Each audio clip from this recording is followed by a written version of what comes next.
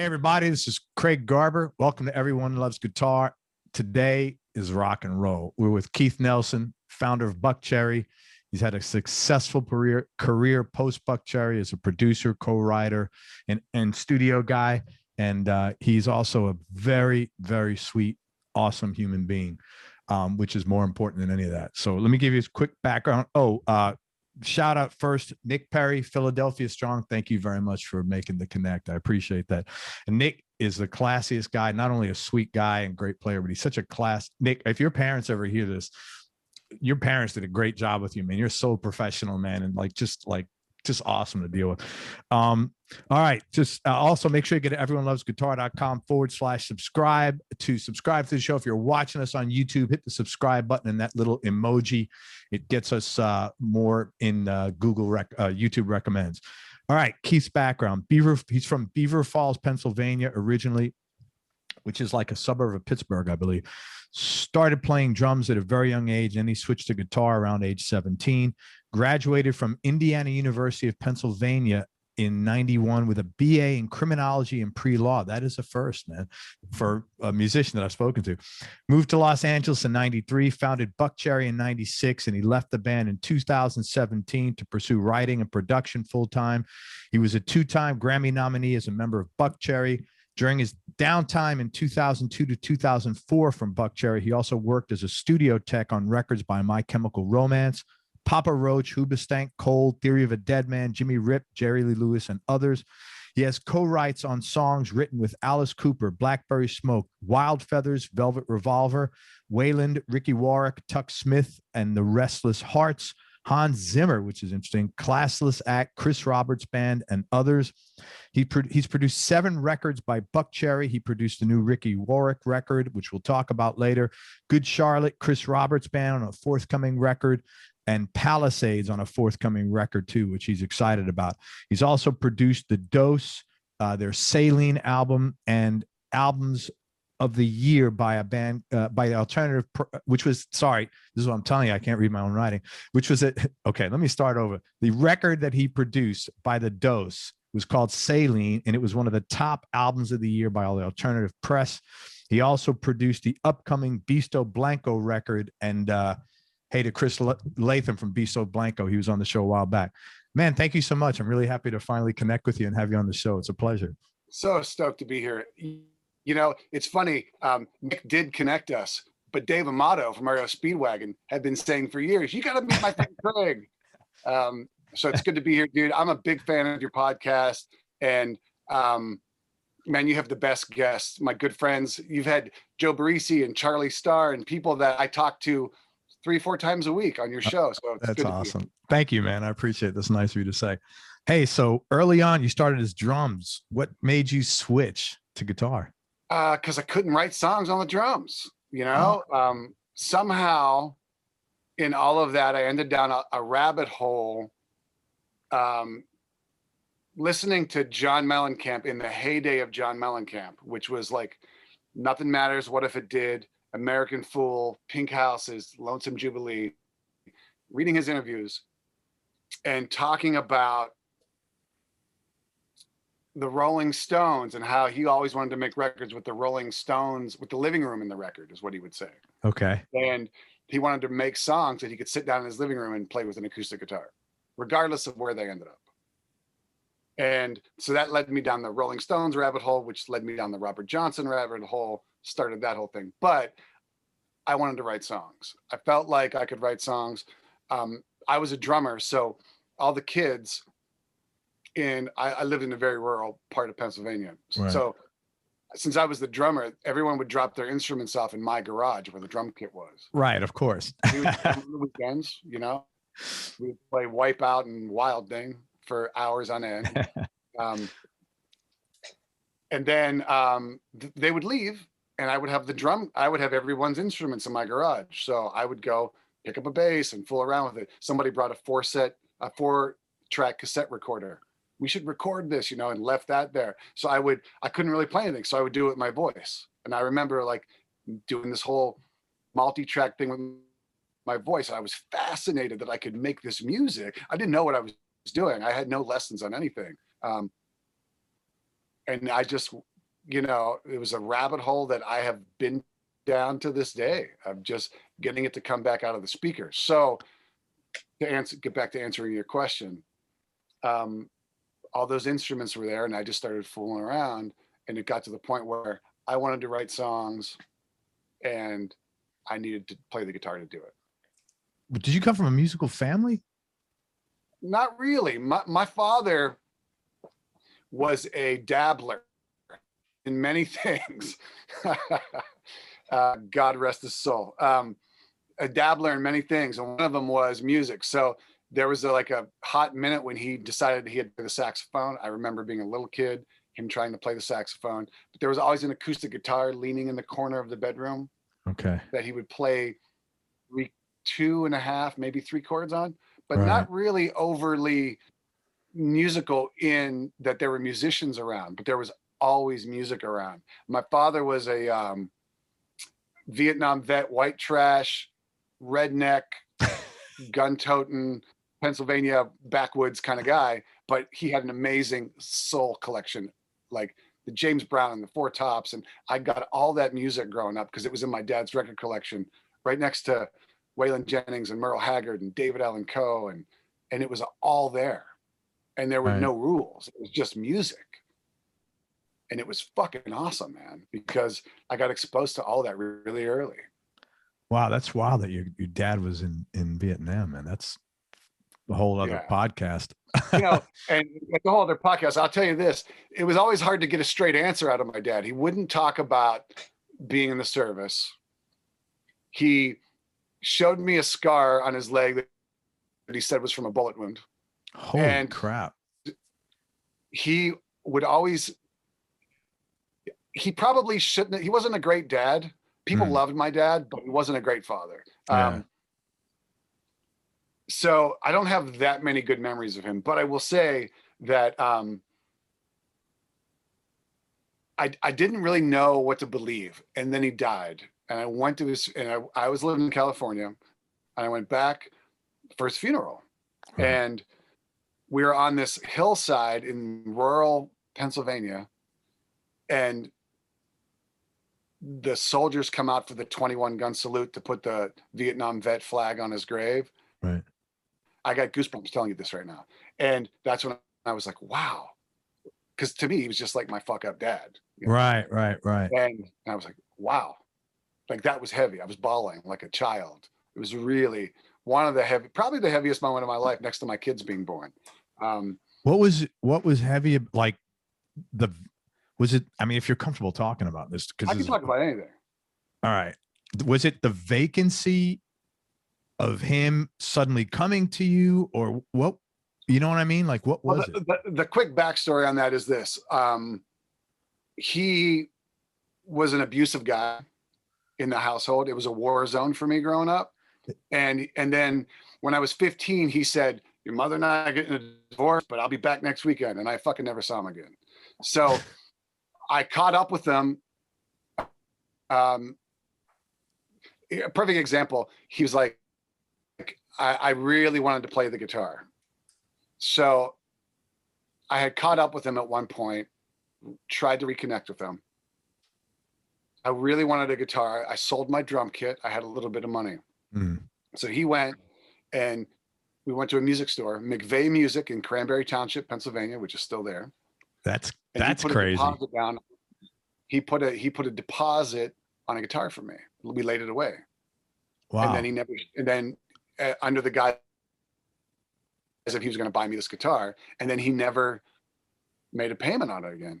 And then after I got some notoriety, and you know, I'm one of the few people from Beaver Falls, Pennsylvania that ever got known on a national level, he would tell people that he bought me my first guitar, which wasn't entirely the truth. That's kind of the guy, you know, but you know, people loved him. If you ask people now, they're like, oh, I loved him. Well, they didn't grow up in the same house with him. So, right. And it took me a long time to make peace with all that. But, you know, I've had some really good people in my life that have led me down a path where, you know, I'm okay with it. And so we were estranged for about 11 or 12 years. And then at the dawn of the internet, somebody reached out to the Buckcherry webmaster who connected me, and I got this email saying that this guy named James was trying to reach me. I'm like, James, it was one of my dad's best friends, but he had a nickname. We called him Red because he had red hair. Right. I didn't know who James was, but I put it together. So I called one of my brothers and I'm like, what's up with Dad? And they're like, oh, he has cancer. I'm like, oh. So I hadn't spoken to him in like 11 years. I got on a plane and I just showed up. I found out where he lived and I just showed up at his door. Well, that was extremely kind. Had you done your work at that point? I'd done some work. At that point, I was already sober. I'd already been down a path of kind of, getting on with certain things. And he came to the door and he like looks at me. He's like, "What do you want?" I'm like, "I am just here to say hello. I got no agenda. Changed. I don't want anything from you. Yeah, I'm just here to say hello." Right. And so that started a 4-year relationship with him at the end of his life. That was awesome. Great. And he tried to bring up the past one time in his own kind of way. And I was like, you know what? I don't want to talk about any of that with you. I just want to move forward. And we had 4 really great years. I spoke to him every Sunday. We told each other that we loved each other. That's nice. And then he died suddenly as a result of complications. The way that story goes is I got a call from his wife on a Friday that they'd put him in the hospital. And I said, I'm coming out. And she's like, no, wait till Monday, till the oncologist comes in. He had cancer. He was fighting lung cancer and a bunch of other issues. And, a life of alcoholism, which really took its toll. And, when you see those commercials on TV for like, if you've been a welder, if you were in the Navy, my dad was in the Navy. He was a union pipe fitter, welder. He had this is the perfect combination of cancer. Yeah, the perfect storm to fucking destroy him. Yeah, physically. Yeah. So that was a Friday call, and I got a call Sunday morning that he was gone. He was gone. And I was like, that's it. And so dealing with that was, I never had anybody close to me. I never had a family member die unexpectedly like that. Right. So that's pretty traumatic. Yeah. It took me months to actually feel okay in the world again. It's really odd for as much damage as he did, and for as tough as it was growing up with him. Something about him not being in the world was really fucking foreign to me, really odd. And it took me months to get like okay with it. And I still think about him all the time. There's so many things that have happened in my life that I want to call him and just ask him for his redneck one-liner saying, because he always had tons of them. Right. And it's those kind of things that I kind of miss about that. So you asked me a question about playing guitar, and we ended up talking about my dad. No, this is better. His ghost is here. No, thank you for sharing that. Is this why one of the reasons you said, Craig, I feel like we have a lot in common? Like the first time we talked, this is probably one of the reasons why, because I had such a fucked up dad as well. I wish he would have gotten divorced and I never would have saw his fucking ass again because of the damage he did. And I had to go through the whole same process of like getting okay with myself and forgiving him, not to him, but forgiving their behavior, Yeah. I mean, it's a looking back, it's kind of it's a hard thing for an adolescent boy to deal with, holding 2 thoughts for somebody. I hate you. Please don't leave me. I love you. Yeah. And, that would play out in many relationships in my life later on. It always does. It has to, because that's your template. So it isn't until I could figure out what to do with those things, understand that I could hold 2 feelings for someone simultaneously, and then decide whether or not a relationship worked for me or not. Yeah. Wow. Thank you, man. I appreciate you sharing that. That's really cool. That was going to be the next question I asked you. How did that impact you? Because I know how it impacted me. Same thing. It's like that's your template. You don't unlearn that, right? You got to get like lessons in fucking up and then say, hey, I need to unlearn this kind of. Well, so without getting too far down the self-help crunchy rabbit hole of all that stuff, I got hip to a really amazing therapist about probably 6 years ago. And his whole template is, if it wasn't nurturing, it was abusive. as you're coming up, as you're a child. Yeah. So when you look at all the behavior, my mother, she's still around, and I won't talk too much shit on her yet. No, I love my mom, but you know, my mom has a role in it as well, but she was not abusive, and like, she wouldn't yell at me, she didn't hit me, she wasn't, but there's the family dynamic and how that all impacts you as you're growing and you're figuring out relationships with people and how to navigate the world. It's heavy stuff. It's very heavy stuff. And my mom was, go ahead. You said, I think that when you look at the history of people that do what, you know, artists in general, there's some of that. I don't think the majority of us come from perfect families with two parents and, oh, it was great. It was great. I have nothing bad to say about my childhood. I think there's something to be, I don't know what it is, but there's something in there where some shit went on. Something went down. Yeah. Yeah. It's interesting because my mom was the same. She was not abusive, but she was totally absent. She was like passive. And what's interesting is I thought that was normal, but I can tell you right now, if I ever put a hand on any of my three kids the way I was manhandled, my wife would be gone. Oh, in a fucking, she'd be gone. She'd just be like, I'm not, bye. This is not acceptable behavior, which is the normal thing to do. You know, but like you said, you don't learn that. Sorry, it's locked up here. How do I talk about your high school bands now? I need an intermediary transition question. All right, so that's how I started. That's how I started playing guitar. To go backwards, is I wanted to write songs, and so I got a guitar, and there were local bands around. Like in my high school, there was a guy named Vaughn Smith, and he was the best guitar player. He's the dude that could get up at the talent show and play Eruption. Right. Just like, oh, he had good hair, good looking. And, you know, the first band I joined, real band that was going to go out and play gigs, he was the lead guitar player and I was the rhythm guitar player. And I was happy to do it. Cool. Yeah, of course. I was happy to be, you know, Keith Richards to his Mick Taylor, Malcolm to his Angus, you know. Right. Very cool. Yeah. And consequently, that band, I'm still in touch with a few of the guys in the band.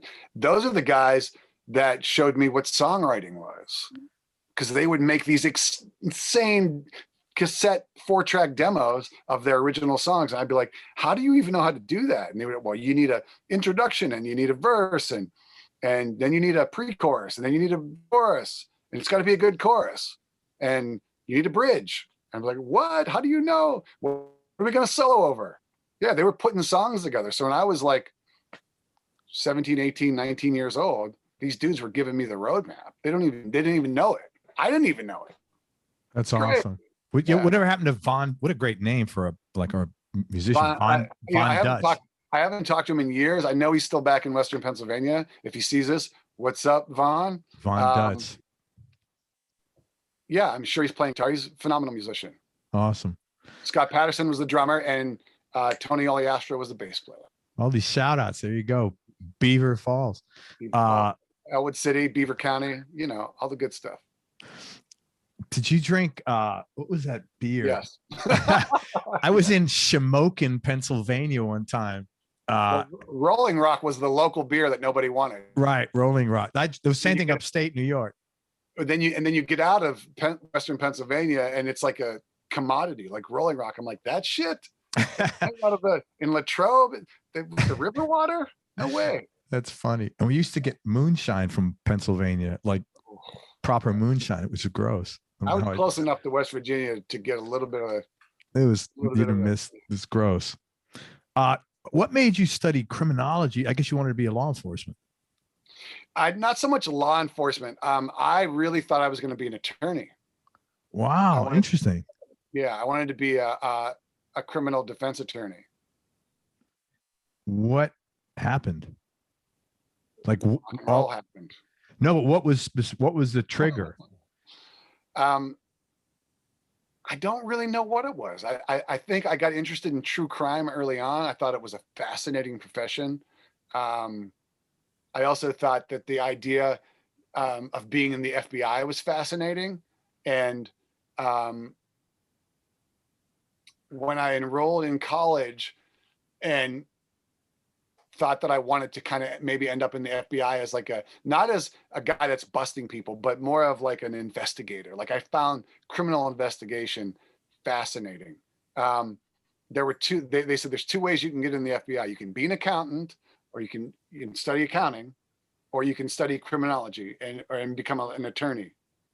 And I was like, fuck math. I don't want to do math. Accounting. Yeah, No way. I studied accounting. You did the right thing. It's awful. I took enough accounting in college that made me really good at reading royalty statements. That's good. Which paid off later. Yeah. So there was two pathways to go, and it wasn't going to be accounting. So criminology it was. And so I declared for that and pre-law to take the classes to set me up to go to law school.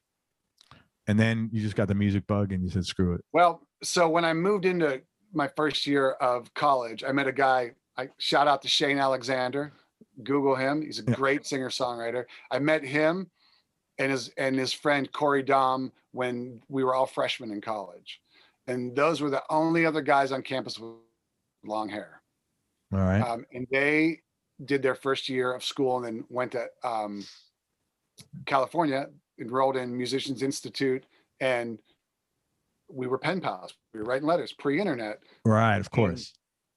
And they were out here in California living the life of, young rock dudes, and they would say, you got to come out, you got to come out. So I was always in touch with those guys.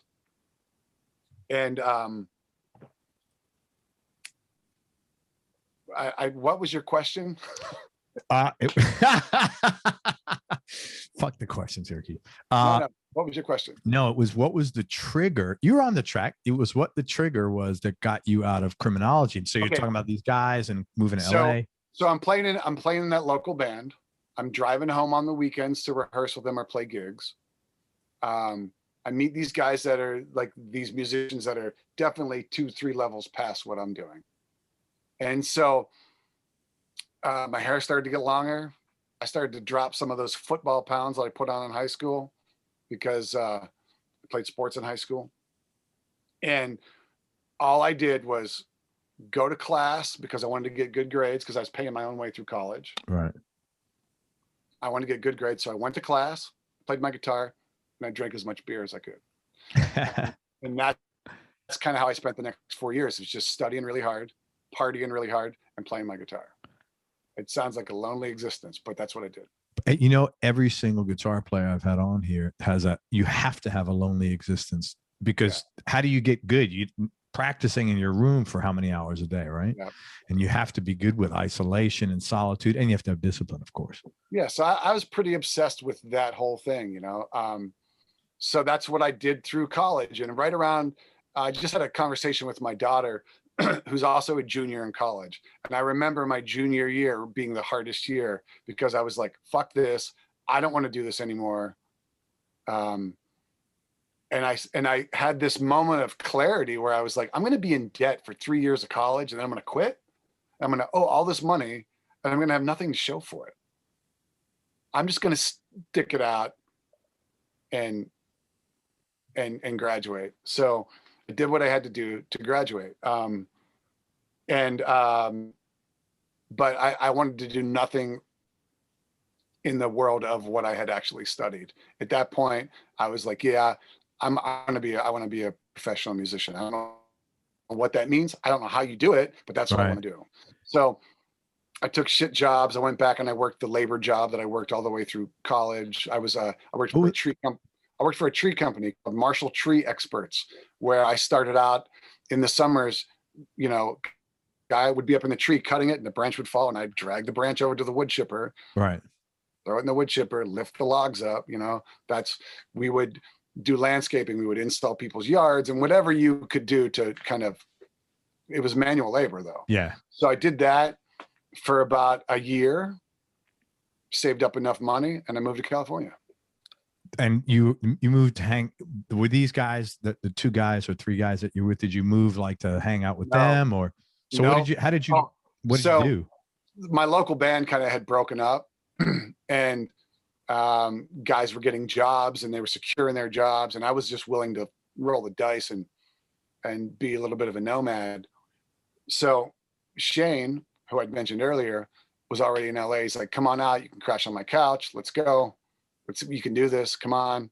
So I did it. I packed up my little S10 pickup truck, got rid of everything I owned except a suitcase. I had a Marshall head and a Telecaster. Drove to California. That's cool. And then you lived with Shane for a little while. I lived with Shane for a minute, and then I came out here with a girl who did the dirty on me shortly after we got out here. So she bounced out. And I was here, you know, bouncing. I got the typical job that you get in LA in the 90s when you move here. I was doing phone surveys for movies. Right. Okay. Cold call people and say, have you heard of this movie? And you have to keep them on the phone. And if you get them all the way through the survey, then you fill out the survey and you hand it in, you get paid for it. Oh, right. Not knowing the whole thing was a scam. Right. All these musicians were doing this job, falsifying the forms and handing them in and getting paid. And I was like doing it the right way. Like, no, I didn't finish. Shit. Got to start over. You know what's funny, man? I had my first job was a messenger. This is, again, pre-internet. Yeah. So I would take a package from building A and deliver it to building B in the city, right? In Manhattan. I was 14. This one, like, it was 1970. Like, there's no fucking way I'd ever let my kids and do that at 14, but that's what I did. It was $2.90 an hour, and I was happy to be getting it. And I was the same way because I walked so much in that first week. I literally had holes in my sneakers. And so I called my dad one day, same asshole dad that you probably had. And instead of saying, hey, man, slow down, take it easy, he's like, you fucking better walk and get that job and you buy yourself some sneakers. And I'm like, fuck, that's not the answer I needed. So I talked to this one dude who did this like professionally full time. His name was Butch. He was a super cool dude. And I said, Butch, I need some help here. What do I got to do? He goes, man, you got to slow down. You got to chill, stop, have a drink, look at the women. And I was 14 and he was like 30 because this is what he did. And I was like, thank you so much. It was like, because you don't know. So you're like doing it the right way. And it's like, you know, sometimes you doing it the right way is stupid. I hate to say this, not often, but it sometimes it is, man. It's like when you have a job sweeping the floor and the guys all get mad at you because you sweep it too fast. You're like, you got to slow down, man. You can't clean it too far. Like, what are you talking about? I'm doing this job. Right. I know. Because then they're going to expect everyone to do it like that. Right. Exactly. Right. So, but you know, certainly when you're making $2.90 an hour, you need to fucking slow down. There's no reason to like burn your sneakers out, you know? Okay. So early days of Buckcherry, how did you know when the band was complete? Like, this is our unit. I don't think we, well, okay. So, let me think about that. So in those days, what I noticed about local musicians is that so getting a record deal was like the holy grail, like getting signed. It was like, in our minds, we had made it when we got signed. Sure. I had no idea what was ahead of us, but when we finally got 4 guys that didn't want to be in 4 bands, like guys that were just in that band. Okay. So the commitment was like, we're going to give 110% to this. Yeah. Okay. And, Josh and I went and we rented a rehearsal room before we had a band, which was unheard of. Because usually you would go into an hourly place and you would pay $10 or $15 an hour and everybody would kick in $10 and that's how your band rehearsed. Sure. We went and rented a lockout. Which meant that it was our space. So we shared it with a band that used to be a band in LA called Mother Tongue. And I think they had changed the name at that point, but it was the guys from that band. So we went and we spent $300 a month for half the rent on a room. Wow. And that was our place. And then they moved out and we were like, can we afford this? So before we even had a band, we rented a rehearsal space because we knew it was happening. Right. There was nothing that was going to dissuade us from achieving our goals of having a band and being, you know, and making it happen, being successful. So I was going to ask you next how you got signed, but I want to put a pause. How did you obviously from a young age had a really good work ethic. You had a very good sense of integrity. This is all the shit that we kind of have in common, which is interesting. Where did that come from? Because I don't think it probably came from your dad. Like where do you think that came from? I don't know. It became pretty obvious to me that nobody was going to give me anything. Right. That people were willing to watch me struggle and let me struggle and not lend a hand. Sure. And anything that I had achieved was a result of hard work. It probably came from my high school football coach, who was more of a father to me than my dad was. His name's Carl Flory. He's still alive. He's in the, I think he's in the Pennsylvania Football Hall of Fame. Beaver Falls Hall of Fame. Yep. For sure. Yeah. Just like the work ethic, there was a sign in the locker room when I would go into that, because coming from Western Pennsylvania, football is everything. And if you look at the number of people that have made it in the NFL, I mean, it's an astronomical number of people have come from that area. Football and weightlifting, actually, isn't it? Bodybuilding and power. Yeah, that's huge in Western Pennsylvania. And there was a big sign on the locker room, and it said, "I'm a great believer in luck, but the harder I work, the more luck I seem to have." Okay.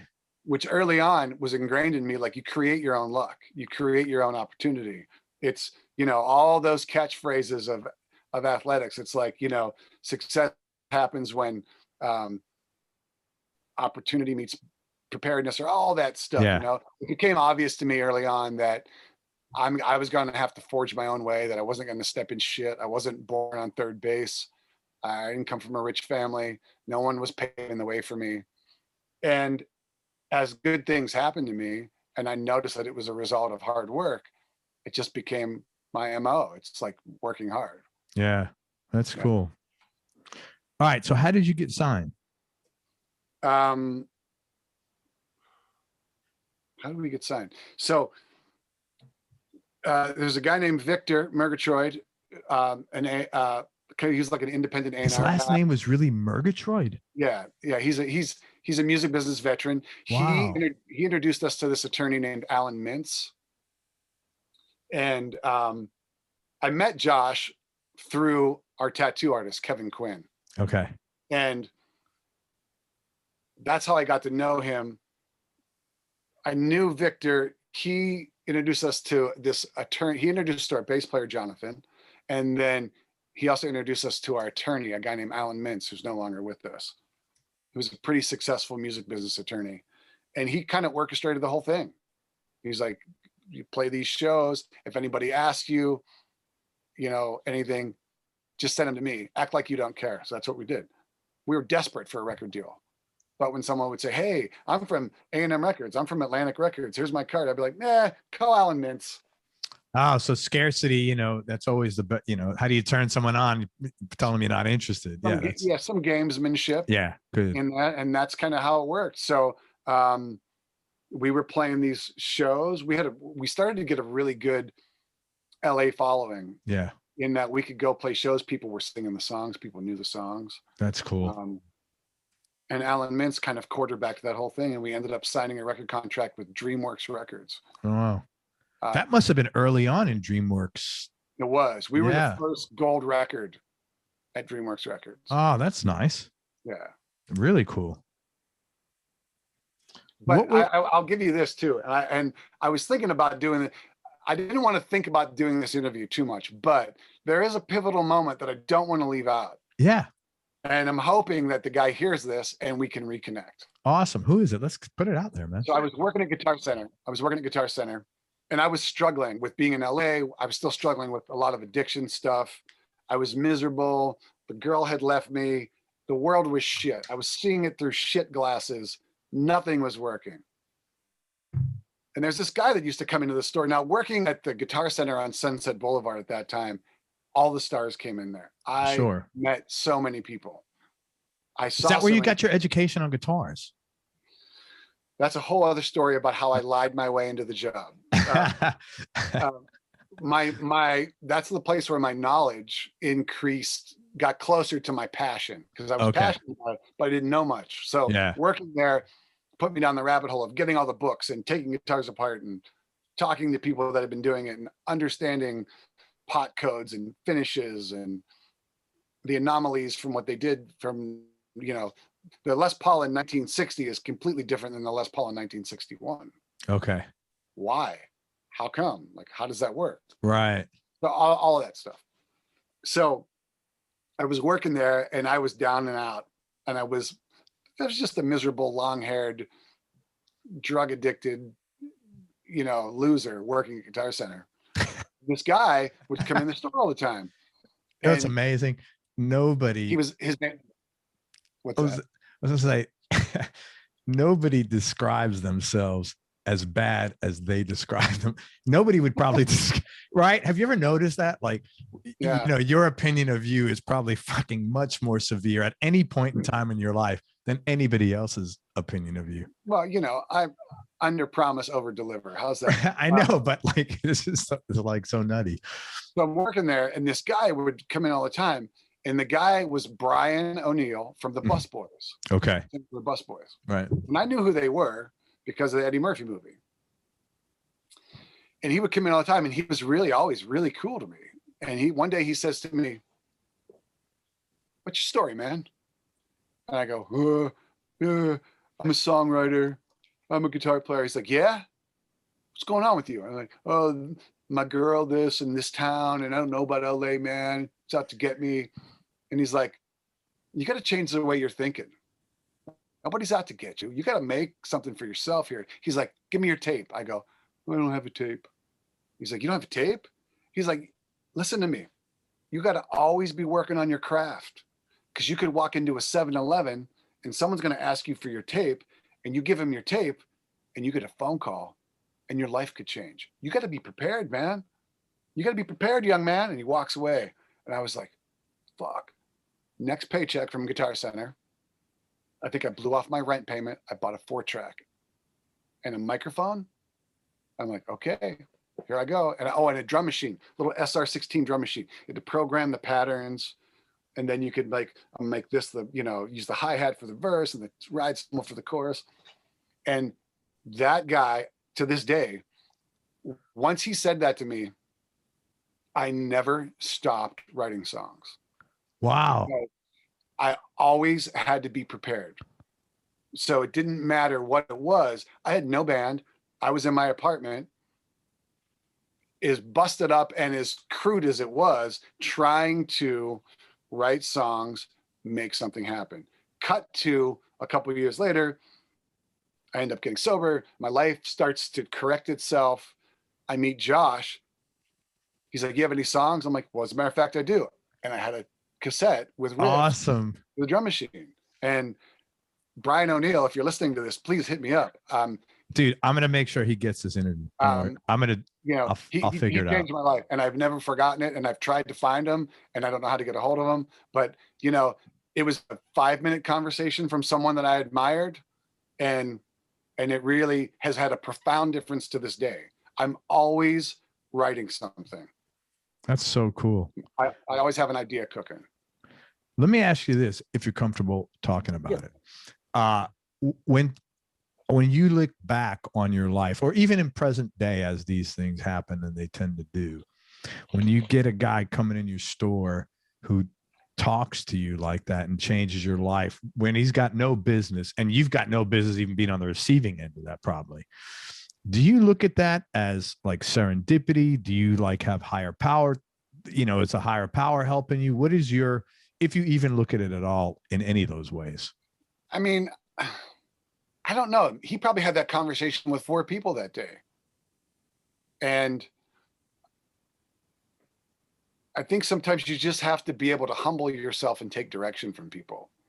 If you want to know how to get from A to B, you got to ask somebody that's been from A to B and ask them how they did it. And everybody's going to have an opinion on how you should do things. You just have to find what works for you. You'll get a lot of opinions. So I don't know if it's serendipity. I don't know if it's a God thing, if you believe in God. I don't know what it is. I really don't have an explanation for it. I know that what I do know is that conversation happened, and I listened to it, and it fucking worked. Yeah. And it continues to serve me to this day. Yeah, but the fact that he talked to 4 people is like sort of mutually exclusive issue. I guess my point was maybe he had that conversation with a few other people that day. Yeah. And maybe I'm the one guy that took it to heart. Right. Who knows? You know? Yeah, I it's always wild to go back and look at that and how did that intersect, or if you would have made a left turn in the store instead of a right turn, you wouldn't have run into him. Dude, 2 weeks ago, I'm on my Ducati. I pull out of my house. I'm like, you know what? I got to grab that thing. I stop my bike. I go back in the house. I have a neighbor that lives down the street from me that rides a super, like a Panigale sport bike. I got a Monster. It's a little different bike. Mm-hmm. I go back up. I know what he wears. Because I see him. I know what he wears. Right. I go back up to the house, grab what I forgot, stick it in my bag, get back on my bike, get about a mile away to this intersection, and he's demolished in the middle of the street. Holy crap. It's all gasoline. I'm like second or third on the scene. Like ambulance isn't even there yet. They've pulled him off the road. He's on the sidewalk. I'm like, if I didn't turn around and grab that thing I didn't think I needed, I was right there. That kind of shit happens so often. It's like, you never know why. Yeah. Who knows why life works out like that? Are you comfortable talking about getting sober? Yeah. So what was like rock bottom for you, or what was the trigger that turned that? And was that, how many times did you have to go through that? So the bottom of it was looking in the mirror one morning and not wanting to live anymore and not wanting to die. So having that mutual fear of not wanting to go forward and not wanting to die was like this eye-opening experience where I need to do something different. I need to get some help. And one of the things that introduced me to that, even the concept of that, was that I had a customer working at the Guitar Center, a guy named Wes Arkeen. And Wes Arkeen was involved with Guns N' Roses in the early days. I think he had some co-writes on that first Guns N' Roses record. Mm-hmm. And he would come into the store, he looked like a homeless person, like just dirty and abscesses on his arms. And the first time he walked in, I said to my manager, I think there's a homeless guy in here. He's like, no. That's Wes Arkeen. He wrote You're Crazy, and I think some of those songs from the first Guns N' Roses record. So I would go help him out. And he was like crazy drug addict. Like he would just come in, I guess, at the end of Benders. Right. And I remember seeing him, and like he gave me his phone number. We should jam sometime, bro. And I was like, okay, this is nuts, because I was getting fucked up, but I wasn't like looking like that. That was next level. And I remember like I hadn't seen him for a few months, and he came in the store and he was like clear skin, arms were healed up. And he's like, came bopping in like this. He's like, hey, bro. I'm like, dude, what's going on with you? He's like, I got sober, man, clean and sober. You should try it out sometime. And he left. And I was like, what the fuck was that? So that fateful morning when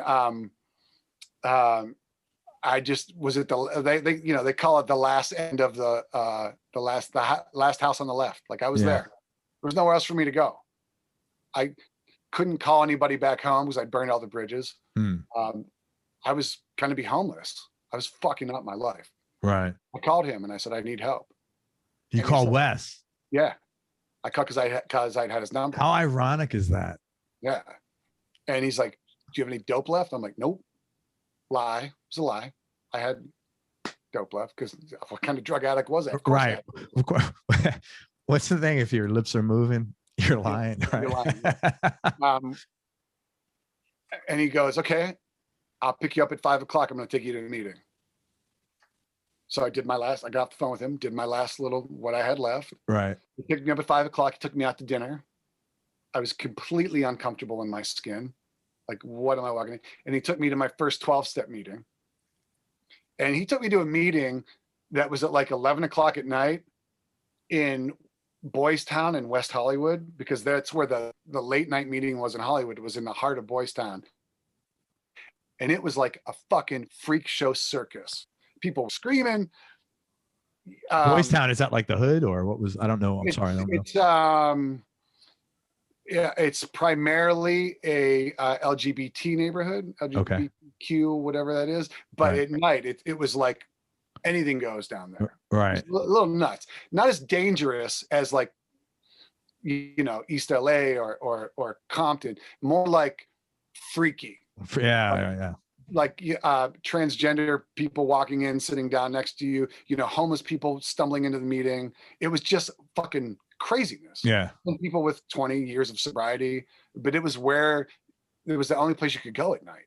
Right. That was nuts. People with like a day that were wet brained and crazy. Yeah, we have a home for you. Everyone was welcome. It was fucking crazy.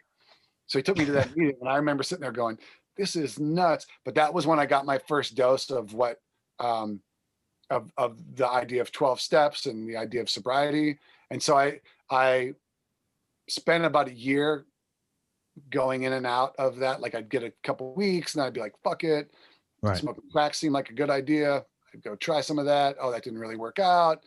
But then I did have that fateful moment when I had a near overdose. Like, I think I was overdosing, but somehow I made it through it. And I reached out to, I had moved into this house that I lived in. I was renting a bedroom off of these two girls that had a house. And they were sober as well. Karen and Austin were their names. And they, you know. Good memory. You have a good memory, man. Thank you. And they said, well, we're going to get you some help. And they called somebody, and then I've been sober ever since. Wow. Yeah. Thank you for sharing that. Did you,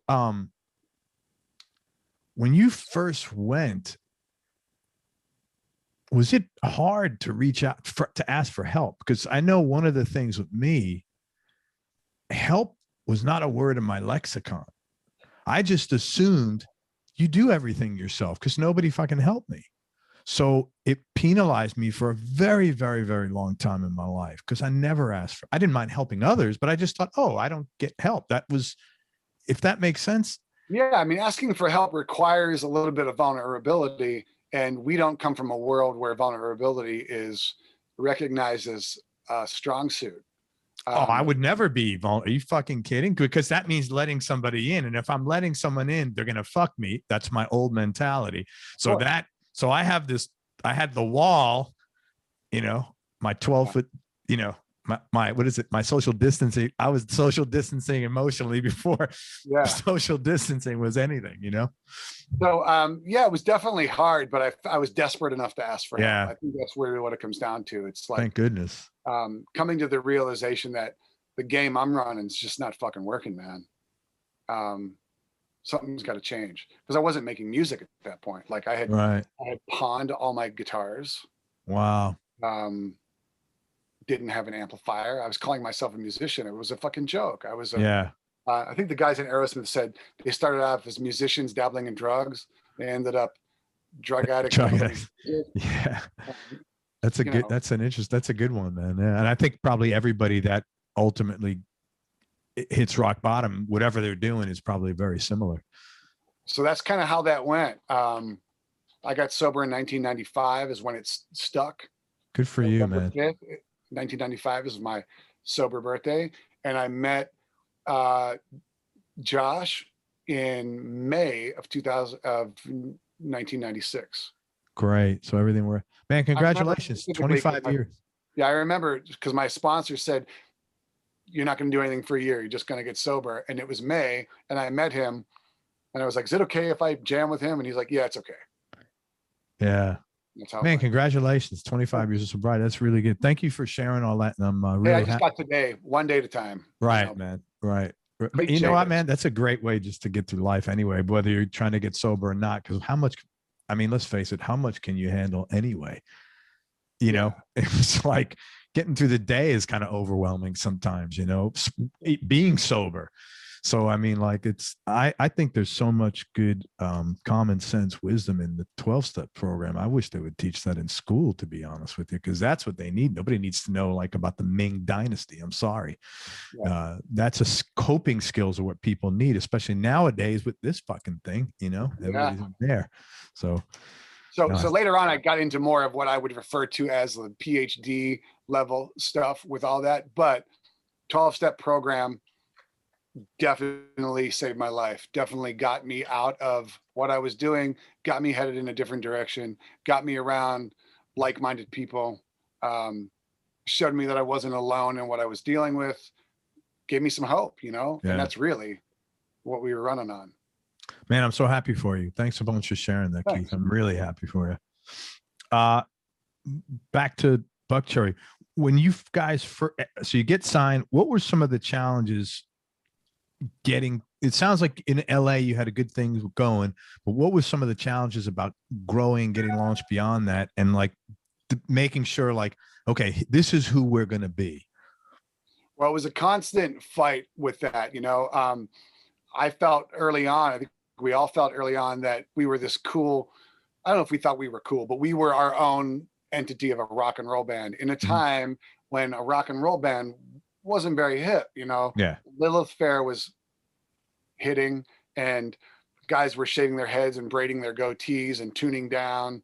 And we were out there playing Les Pauls, and singer had a feather boa on. We were singing about cocaine and sex, and you were supposed to be singing about how miserable you were. And we were just like, fuck all that, man. We want to have a good time. We want to show people a good time. Right. And it's funny because Dan Baird said people will buy a great band one time, but they'll keep buying a good time over and over again. Yeah. You said that in your interview. Yeah, it's true. He's a very smart guy. You know what he said? The one thing I never forget in the interview, he said, everything's great until you're successful, and then you got nothing left to accomplish, and that's when everything falls apart. Well, I mean, there's a little bit of truth in that. So back to your question, we were just, you know, we just planted our flag as a rock and roll band, and very early on we signed with a major label that had some different ideas of what that should be. So I felt like we were fighting to maintain who we were the whole time. So at the time in the 90s, the other bands that were in the clubs were System of a Down and Incubus. Oh, yes. Right. And so those were the other bands that were around, and we weren't anything like those bands. That's kind of what that whole, I remember like doing shows. We played the Troubadour one night and those bands would be playing around. So, yeah, you're totally not like either of those bands. They're all both good bands, but they had their own thing going. Yeah, It's just nothing absolutely. like, yeah. So, it was kind of pre pop punk, which kind of came right after that. Right. Well, that's actually not. Green Day was already going, but that whole scene didn't really explode like it did. So I felt really early on, there was always pressure to make the records heavier and to kind of write different songs. And I think we felt early on that we had to really protect our baby, which is kind of where the name came from, because we were called Sparrow when we were playing the clubs. And early on, one of the first things the label did was like, you got to change your name. So that's when the name Buckcherry was born, while we were making that first record. Right. Yeah. What's your favorite Buckcherry song you wrote, and why? Man, there's a lot of them. Jeez, man. You know, probably those moments when Josh and I really connected as just completely on the same page, and it was effortless. Check Your Head is a really great example of that. Lit Up, just me and him and just banging it out. Crazy Bitch was a song that we did, and it was in a shoebox for 4 years on a demo cassette, because we wrote that at the tail end of the old band, had our hiatus, came back, we're about to make the 15 record, and I go, hey, let's just record this, maybe. You know, and it worked, yeah. And it totally worked. So there's all kinds of moments like that. Yeah, there's so many songs. Is there a favorite song to perform? I can't pick one. Is there a favorite one to perform for you, or same thing? That was a band that was based on the live experience. They were all fun. Yeah. They were all like that was, no matter what's going on between the guys in the band or people's lives or whatever. Right. That moment, that hour and a half on stage, to me was always sacred ground. always, still is to me, That's great. That's good that you feel that way, man. I'm going to pull up on my iTunes. And this is like almost an embarrassing question, but the first record, that chick, was the cartoon girl, or I don't know how you even did that, a painting. So I'll tell you how that worked. We hired a guy, the record label hired a guy named Chris. His last name is escaping me. He's from Atlanta and he did graphic art. I'm sorry, Chris, if you ever hear. Dude, if you remembered that, I'd just stop right here because that would be too much fucking memory. That would be too much memory power. And they had just like were coming up with images, and he found that image and designed the font. Okay. And what I found out was that image was taken from an Italian movie from the 60s called Acid.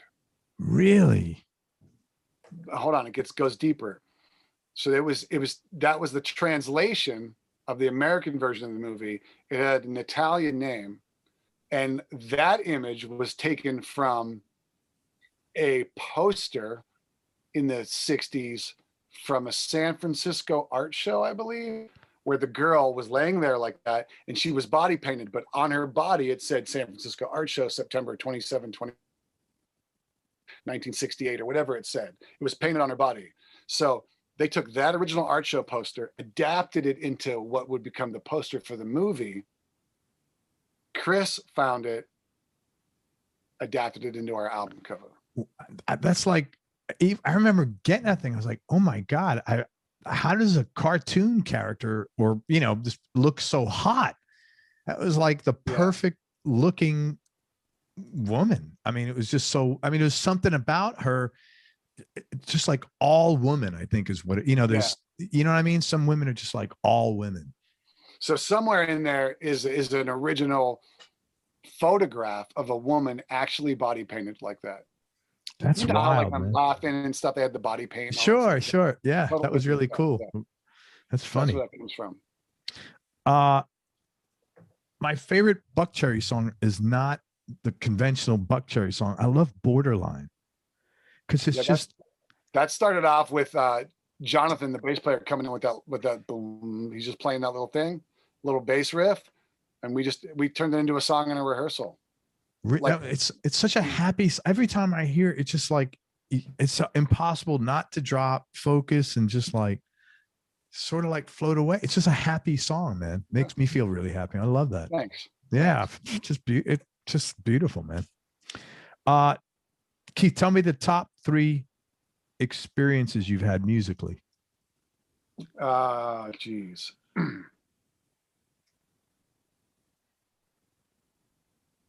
Playing Woodstock 99 and meeting James Brown.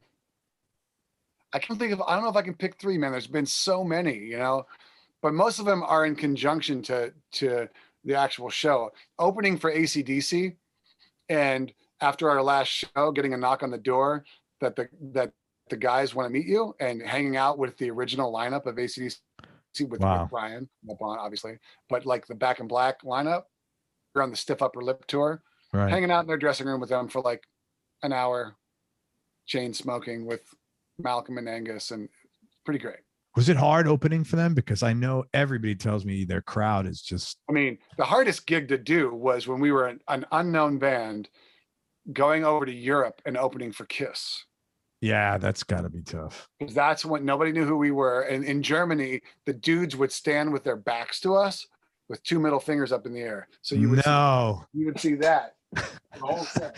Are you serious? That takes effort, man. Who the fuck would do that? Like you have to work to do that, man. You find out who you are.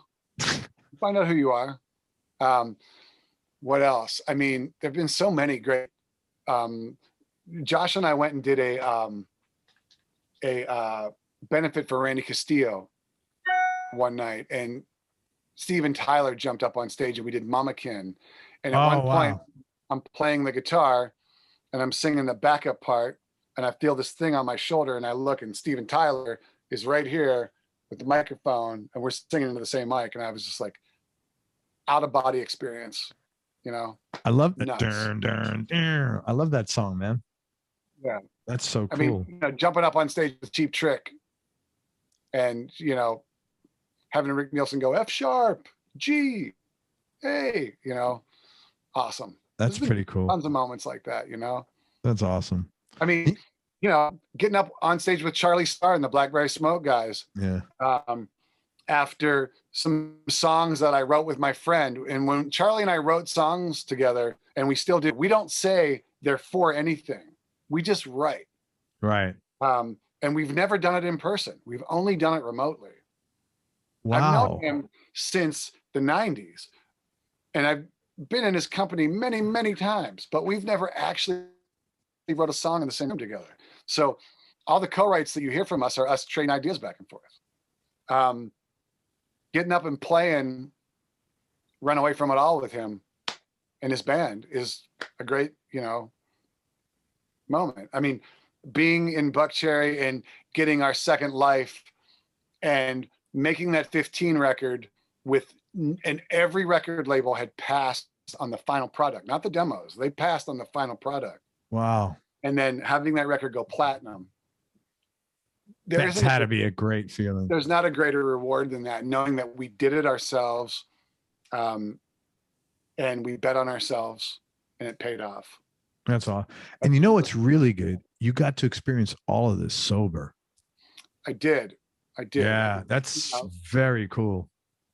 It has its challenges, but yes. Yeah. I'm sure. Well, I'm sure like being around other people that probably aren't sober at times is a very difficult one. I mean, partying to me was always great when you were in a bad mood and when you were in a great mood. It kind of served both of them. Yeah. But I'm grateful to be, I have a life that I never thought I would have had. And it's because I've been able to maintain my sobriety. Awesome, man. I'm happy, again, really happy for you. Buckcherry, 21 years. What, like any other business, there's highs and lows. What would you say are the the top three, or, whatever top takeaways you got out of that entire experience? Doesn't have to be musical, or it can be if you want. Could be personal growth, business, more of the intangibles in life that we're all trying to get better at, whatever those fit. Never make an artistic decision based on finance. Can you elaborate on that? Yeah, I mean, I think you don't want to let the business side of it dictate what you do as an artist. From the songs you write, to the records you make, to the show that you put on. Our best decisions were always based on the purity of the intent of the music. And our worst decisions were made for financial reasons and dictated by that. One of the things that I always tell young bands, do you have any advice for us? I'm like, yes, make sure that you love what you're doing, because at the end of it, because you're in a bus with guys, eventually they're going to get on your nerves. It's inevitable. Of course. Not rainbows and unicorns flying out of your butt every day. At the end of the day, you're going to be in an argument with your girlfriend away from home. You didn't make as much money as you thought. The retaining wall at your mansion's caving in and you have to fucking pay for it. Whatever it is, Yeah. Life stuff is going to happen. If you don't really love making the music and doing it, it's a long, hard road. Yeah. The solace that I always found, no matter what was going on in life, inside or outside the band, is that I always loved doing it, and it was the savior of the whole thing. Because if my motivation would have been, I just want to bang chicks, or I just want to make a lot of money, it wasn't like that all the time. It wouldn't have been worth it for all the other shit that you had to deal with. I don't think so, because being in a successful band is a lot of work. It is a lot of work. It's and I don't take it lightly. I'm absolutely grateful for all of that, but it's a lot of work. You have to be all in and dedicated. At least from my experience of it. I think there are people that can be not a primary member of a band and ride the wave and enjoy it. But to Sure. be in the engine room of it, Yeah. you got to be all in. I think that's like that with everything. I couldn't imagine being successful in anything where you're like halfway, because it's a shit show. And no matter what you're doing, life, like you said, life gets in the way. Well, I mean, and doing what I'm doing now, when I was trying to fray into that while I was still in the band, I couldn't be all in on it. It wasn't working out. There was a bunch of sessions that just kind of withered away and never got finished and stuff because I couldn't be all in because I was all in on something else. So Right. I think you got to be all in, and you have to really love what you're doing. And you asked for 3 takeaways. There's 2. Mm-hmm. Always bet on yourself. Go with your gut, bet on yourself. When you have a life early start where you're solo pretty much, that's an easier thing to do. It's like that's one of the few blessings of that, because you'll deliver because you've had to. Yeah. Yeah. But I like that. Always bet on yourself. Hey, this is a good time to transition. Let's talk about when you stopped. Initially, your bio said you worked as a studio tech. What were you doing specifically, and what was your end goal in doing this work? Because I have a good feeling that that's why you did it. You had an end goal. Well, so the band breaking up the first time and going away I didn't think that would ever happen. Like, that was a complete shock to me. And I didn't know what to do. I'd been around the world. I'd made a couple of records. Wasn't really profitable for us at that point. So I didn't come home with this big bank account. And I had a young daughter and I had bills to pay. I had to so I was thinking, am I going to Lowe's or am I going to Home Depot? The blue vest or the orange vest? Because I got to get a job. Right. And the manager, the guy that had done the day-to-day management for the band, called me up. I hadn't spoken to him in a couple months. And he called me up and he goes, I need to find a guitar tech for this record producer in the studio. And I go, oh, how much does it pay? Because I had always set up my own guitars and I was very hands-on with all that stuff. I, wired my own guitars, set up my own guitars, changed my own speakers, tweaked my sounds, was very much into that. And I said, how much does it pay? And he told me how much it paid a day. And I go, I think I know the perfect guy for that gig. And he started laughing. He goes, is it you? And I go, yes, sir, it's me. So he gave me the address and who to contact. And I put together a little work box and I put on a long sleeve shirt. And I pulled a baseball cap on and I walked into the studio and I said, hi, I'm Keith. I'm your guitar tech. I'm like, oh, you can set up over there. And I just started, I was doing what I had to do because I had a kid and I didn't want to go to Home Depot. Nothing against Home Depot except or any other working job, but I was just kind of like, man, maybe I can learn something about working in a studio because I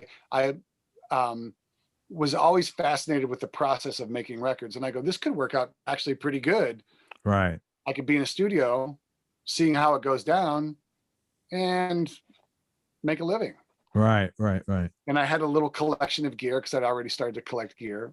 So I started to work for this record producer and they would rent all these amplifiers. This is back when there were budgets and they would go, we got to call so-and-so and rent this guitar and these amps. And I'm looking at all this gear they're renting. And I'm just like, man, they're spending a lot of money on rentals. And I went to the engineer and I go, I have this Marshall and that Vox and this and that. I'll bring them in and I'll rent them to you cheaper. And they're like, okay. I'm like, oh, I'm in the rental business now. Awesome. So I started showing up for sessions with my stuff. And I somehow found a way. It was a good deal for them because they're paying far less than they would have paid a rental house. Right. And you're hustling, making money. And it's my gear and I'm there with it all the time. So it's kind of all working out. And I was showing guys how to get guitar sounds and learning from engineers, the stuff I didn't know, and shutting up and listening a lot and really just trying to be of service. Like I had to change my thinking of woe is me. I would never really was, but it wasn't a woe is me, this is what I have to do. I was thinking, you know what? I'm going to show up and I'm going to help these guys make their record. Right. I'm going to be of service and help these people, whether they are appreciative or not. And I worked with some fucking assholes and I worked with some really great appreciative people. I just started showing up, learning, doing what I had to do. First in, last out, staying late, doing what I had to do, carrying my work ethic along with that. Consequently, I learned a lot. I worked with a bunch of different producers. One I worked with a lot, but there's a couple other guys I learned a lot from too. And then I would leave those studio sessions and I would go to a rehearsal room that I rented and I would start making my own demos. Because that whole conversation with Brian O'Neill from the early days was like, fast forward 10, 15 years, I'm working on my own stuff at night, you know, tracking live drums and recording live real guitars and just figuring it out. And then taking a mix to Joe Barisi, who was a friend of mine. I knew Joe. How did you meet? I was going to wonder when Barisi was going to show up. When I worked on the guitar floor at Guitar Center, like 1994. Okay. That's how long I've known him. That's taking my mix and having him go, that sucks. You know, you know, Joe, he's not going to fucking pull any punches. He's like, that sucks. No. Like, what did you do? And I'm like, I did this. He's like, don't do that. Do this. Yeah. Try that. Right. Okay. And just trying to make it better. The only way you're going to get better is if you hear how bad it is from someone that you respect that does it for a living. Right. So he was instrumental in just, he would give it to me hard, but then he was really encouraging. But he'll give you the right way, man, because he knows all the right ways. Yeah. So that's kind of how that went. So I was working for those guys and I was continuing. I didn't think I was going to be in a band again. Right. But I thought I could make records. Like that's definitely something I wanted to be a record producer. Man, I give you first of all, clearly you got no ego.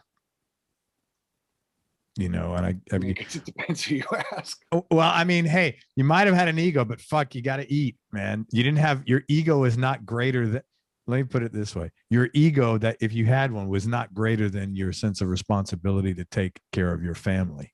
I learned really early on that there's a gigantic difference between what you do and who you are. Yeah. And I Holy learned that. Shit. I learned that when the band broke up the first time, and so much of what I did is I thought I was something, but I wasn't. What I did, playing the role of rock star, being a guy in a band, tattooed guy in a band that didn't have a care in the world, that's what I did. It's not who I was. Who I was a son, a brother, a father, someone that needed to show up for his life.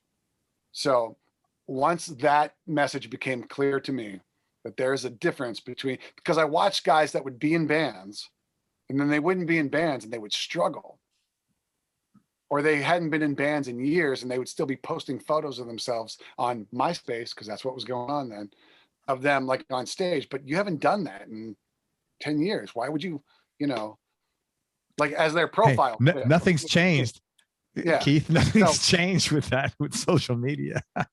So understanding the difference between who I am and what I do is a big difference.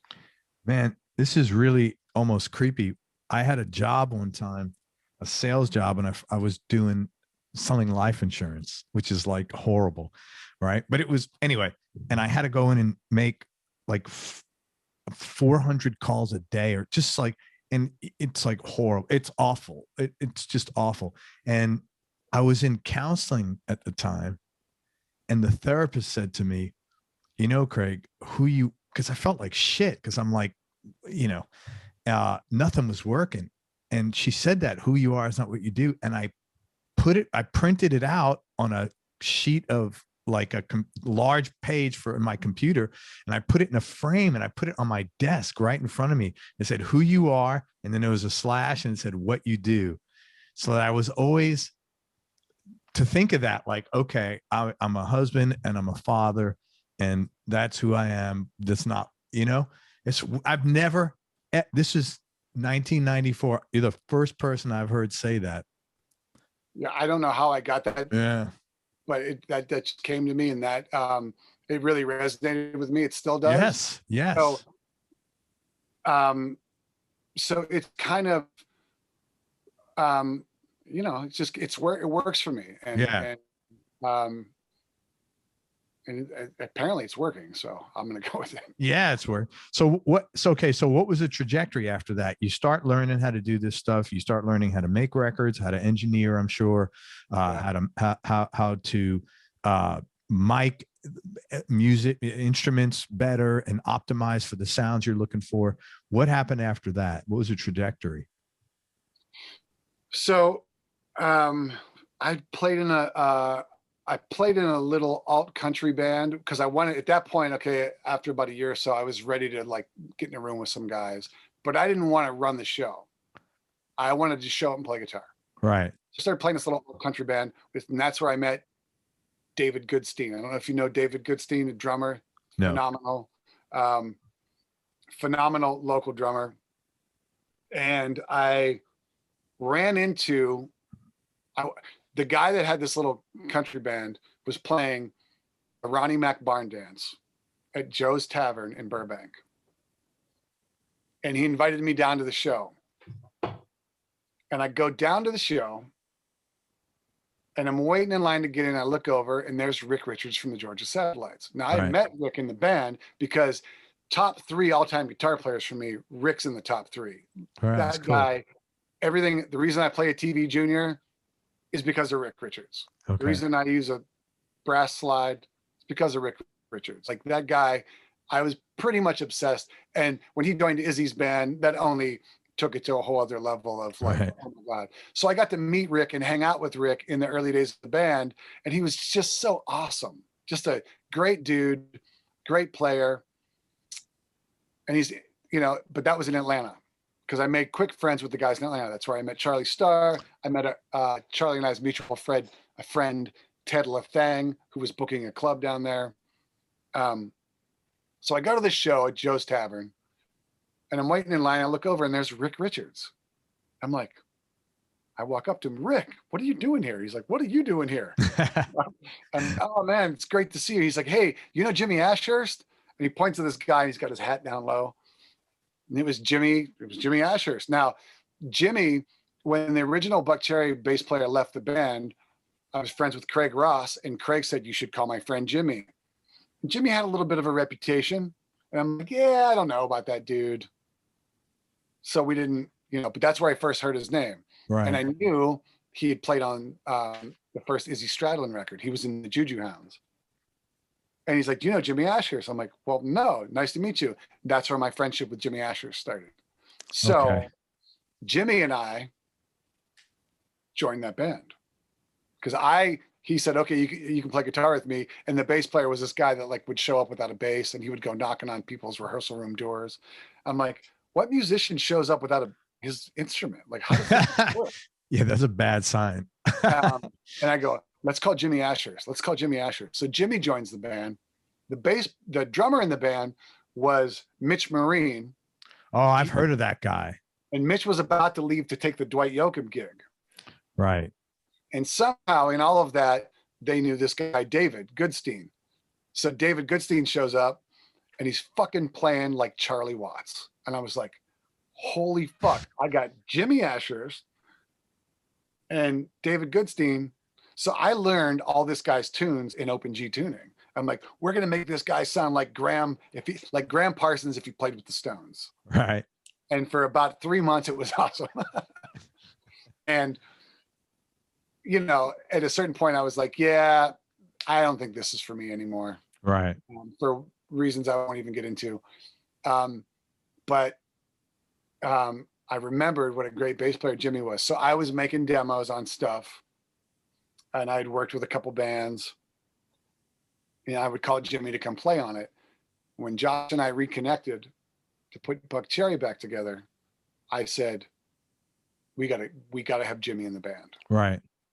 And that's how that works. So to go backwards.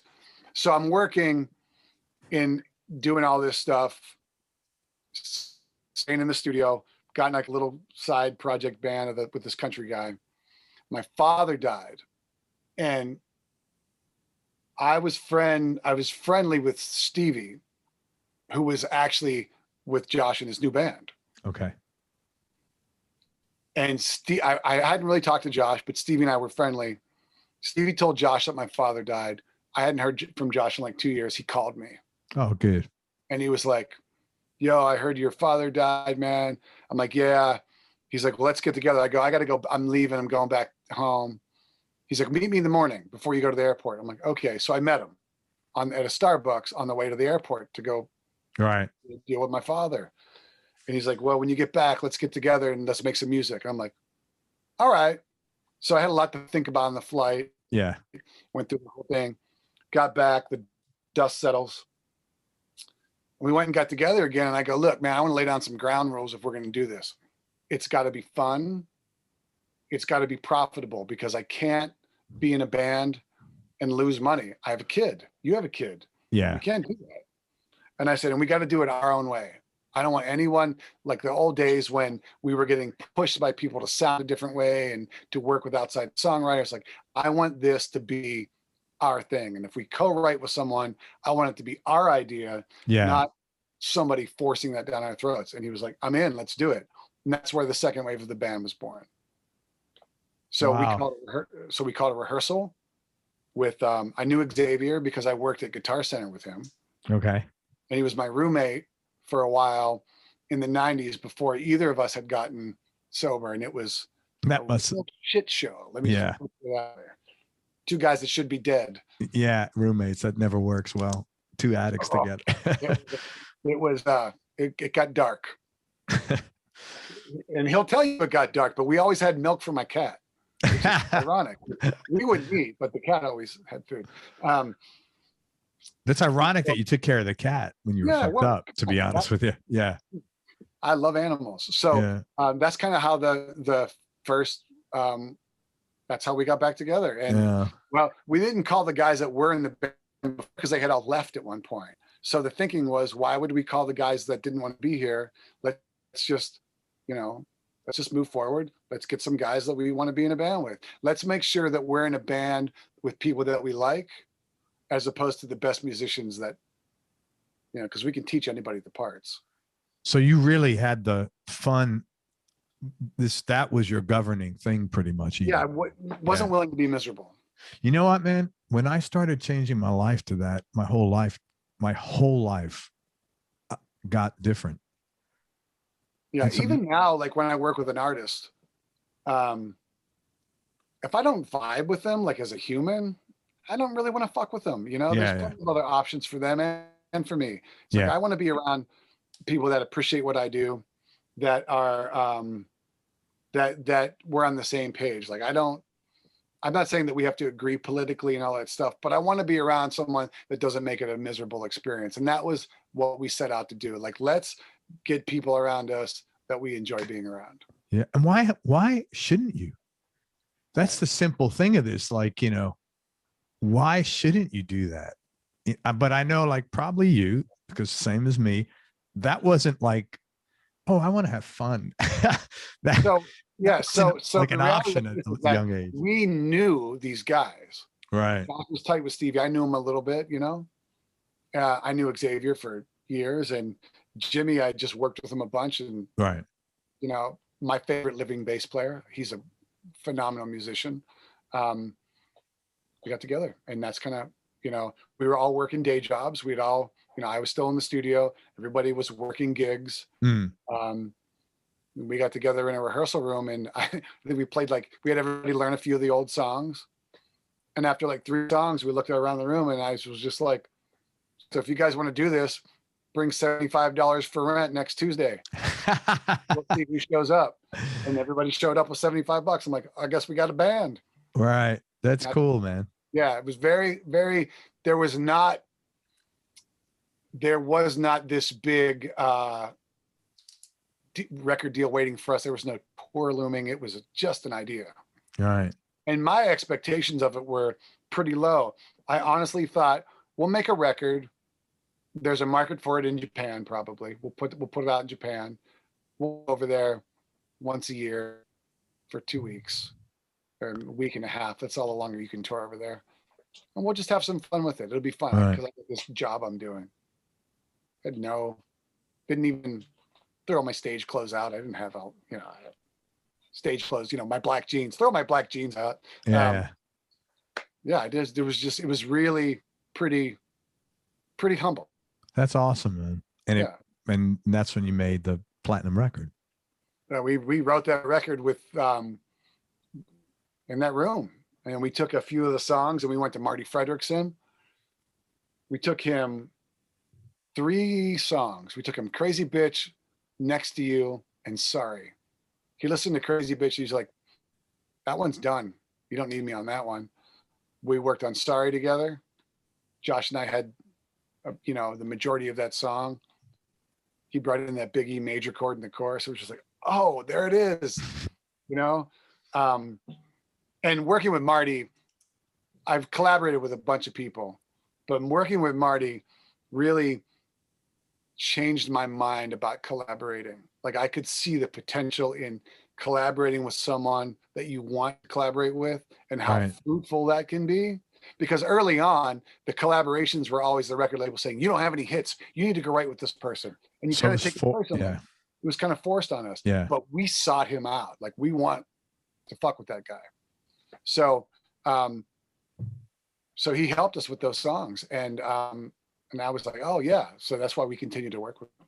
That's awesome, man. I'm so happy that everything worked out. That must have been like good feeling, man. It's like Rocky coming back, after he loses to Apollo Creed. There was a lot to prove. And I remember early on, I think Xavier asking me, how long are we going to stay out on tour for? Because we did 300 shows in support of that record.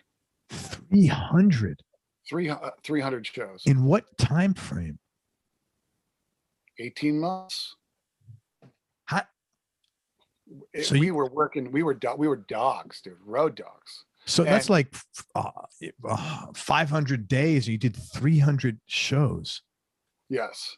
And we did it again on the next record. We did 300 shows. Actually, we did more shows on the record that followed that up, the Black Butterfly record, than we did on the 15 record. So Xavier said, how long do you think we're going to stay out? And I looked at him right in the eye and I said, we're not coming home till it's platinum. I was just determined. Like, once it started to go. Right. Like I said, there was no expectation on that record, but this is pre-Facebook. MySpace was a thing. We put the Crazy Bitch song up on our MySpace because it had the word fuck in it and it had bitch in it. And we didn't think any radio station would ever play that song.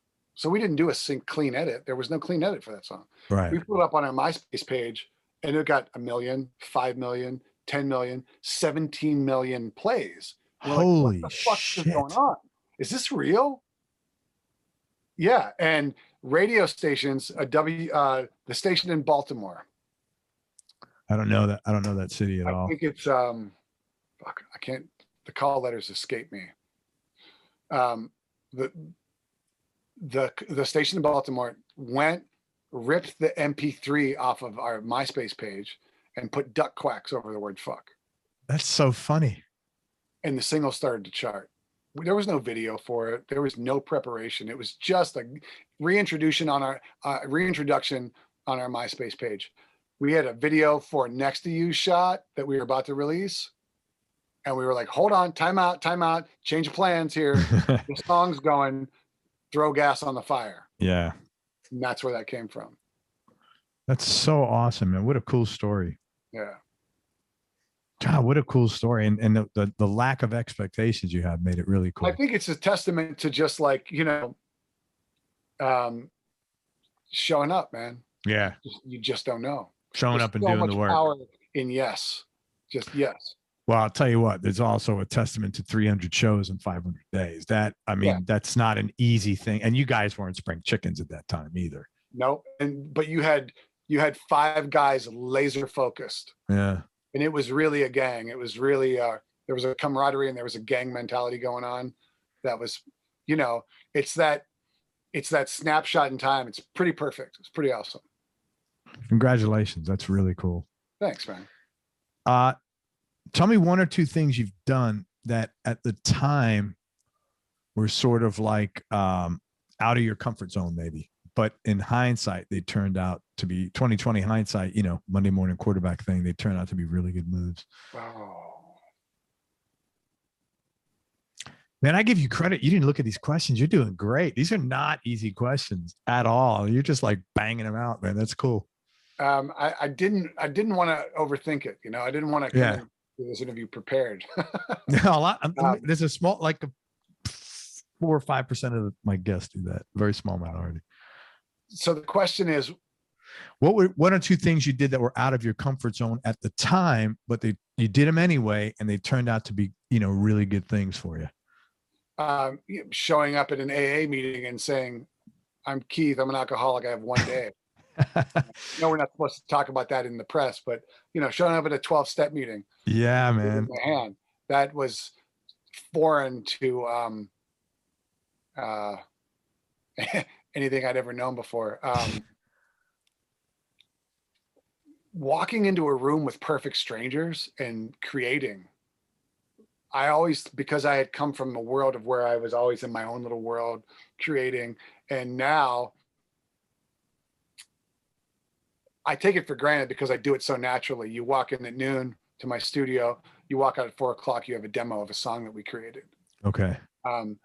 The idea of doing that was so uncomfortable, of like not going home and thinking about it and coming back and working on it. Like creating with strangers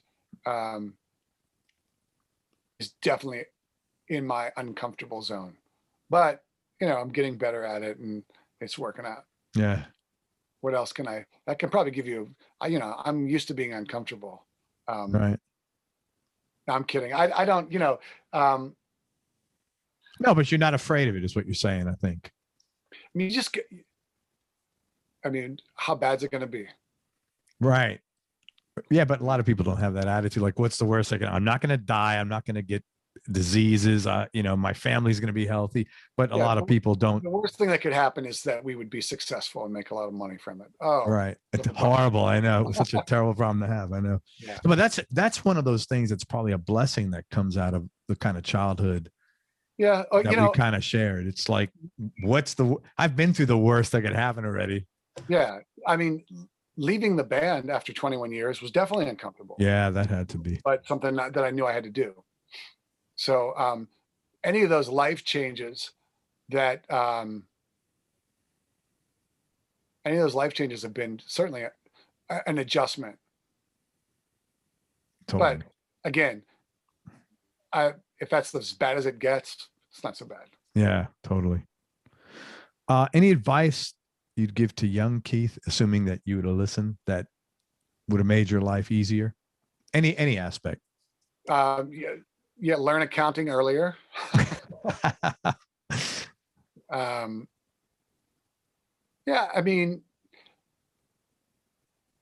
things that used to be a big deal as a young man are not a big deal.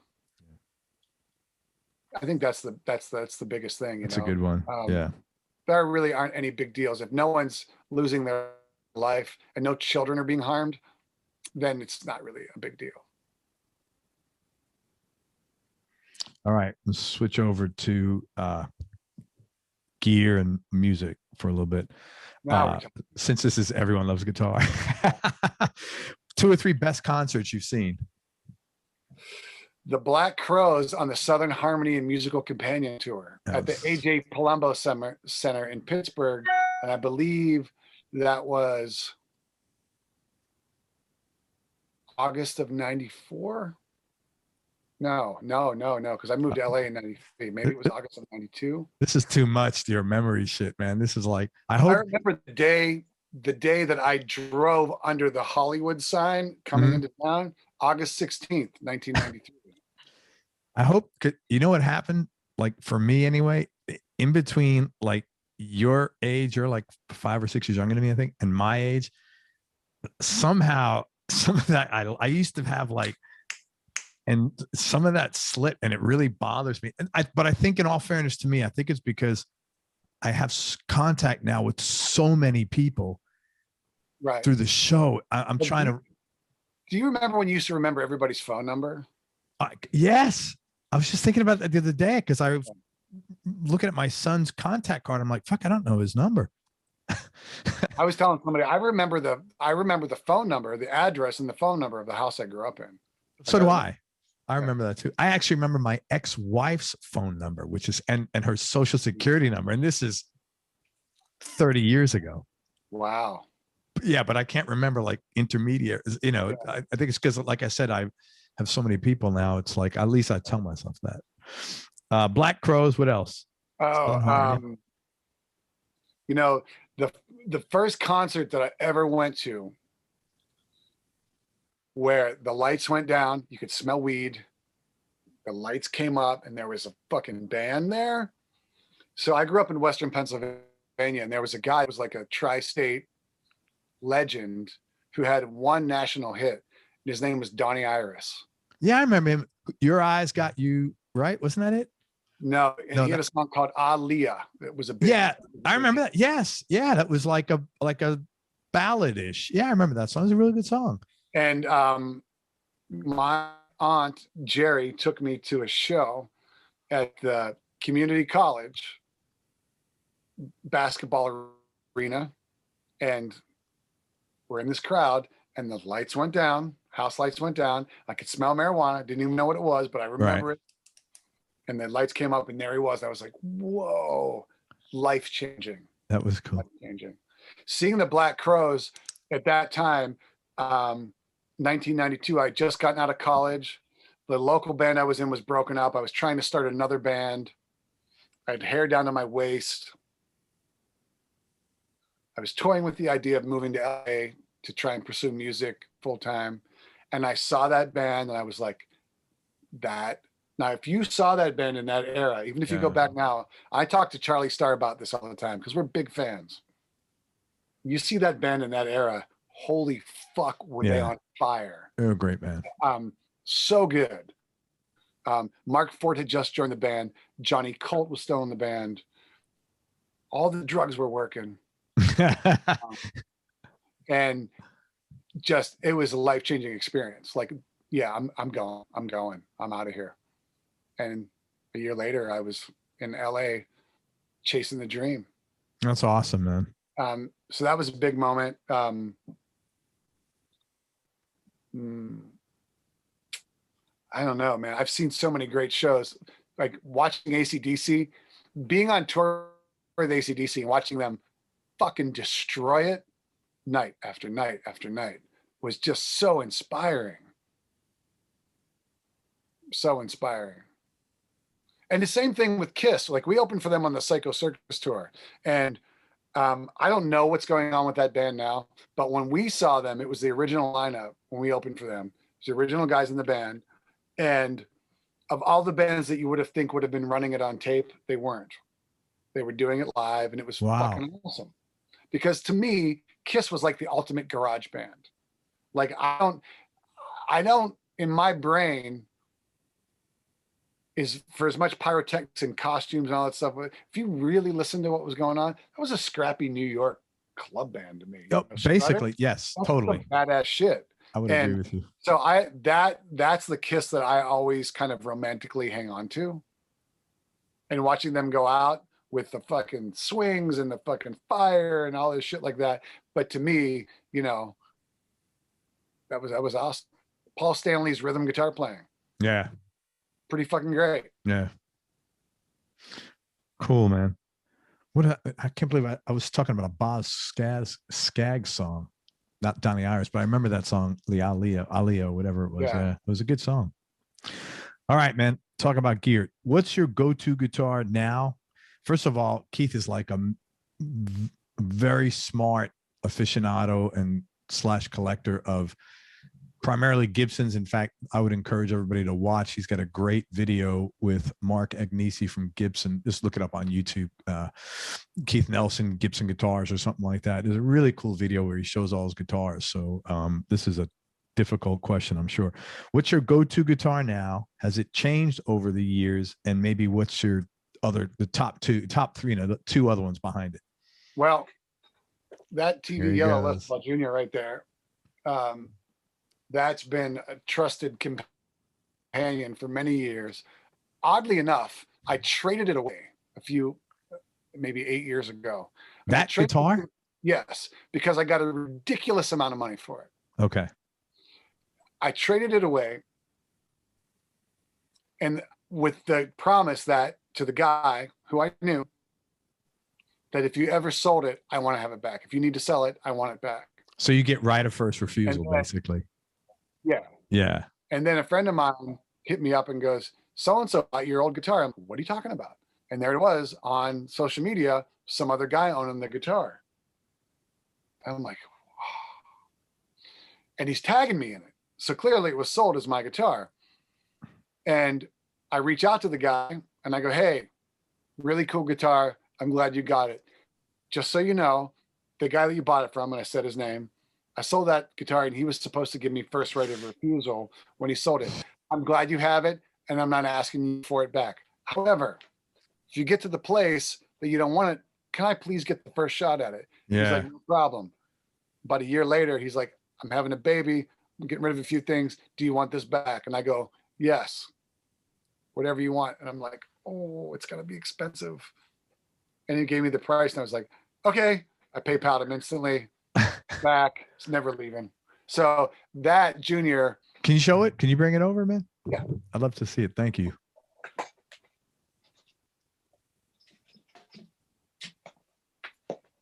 Tell me about the guitar, man. So I think it's hard to tell the year because the serial number has come off the back of the headstock. Wow. That's aged so properly, man. Like legit aging, though. This was sitting in, I was at a store in St. Louis called Killer Vintage Guitars, owned by Dave Henson. And I always bought a guitar on tour from him every time I went through. Mm-hmm. Kind of like, it's what we did. We'd go out to lunch with Dave and buy a guitar. But in watching that video, you're smart. You didn't buy with ego. You bought value. I think I always buy sound first and foremost. Yeah. This is the rare exception. So this guitar is if you know anything about these guitars, and for the people that are watching, I won't bore you with a history lesson here, but yellow, this color yellow is a little bit more rare than the sunburst or the red. These didn't come in red. They only came in sunburst, right? So this guitar is leaning in the corner of the shop, like you can see it from the back, leaning up against the wall. And I'm walking out of the store. He has a little upstairs, and I'm like, I can't believe this is the first time I've ever been to your store and I haven't bought a guitar. And as we're walking, I see it out of the corner of my eye, and I go, what's with the yellow guitar? And he's like, you don't want that. It's missing the wing off the headstock. And I go, well, I don't know about that. Let me see. And I go pick it up. And when Gibson made these, this piece of wood that's on the neck runs up through the back of the headstock. And these edges on the headstock are called the wings. And they're about that wide. They go right in the middle of that tuning machine right there. Okay. That's a strip of wood. And I didn't know that. On this side, the bass side, that piece of wood was missing. So how did the tuners, there's enough meat on the wood that the tuner could still mount. Okay. But it was missing that little piece of the headstock.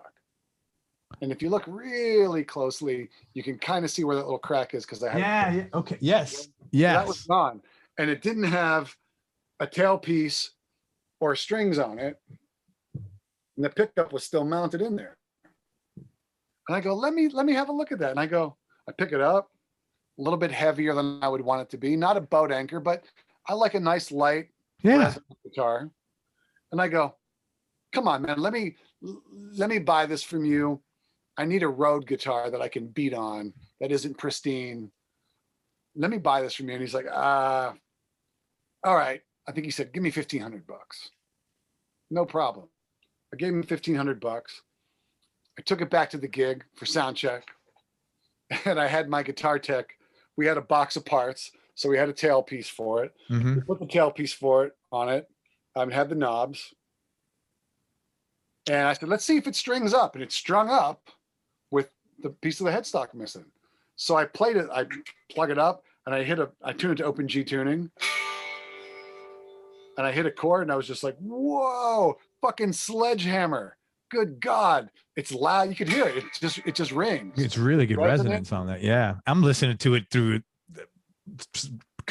your camera or whatever the hell. So it's not like we got fidelity. There's something to be said about a way an electric guitar sounds acoustically. Definitely. Like you could tell a lot about it because that pickup really is kind of a microphone for everything that's going on. Mm-hmm.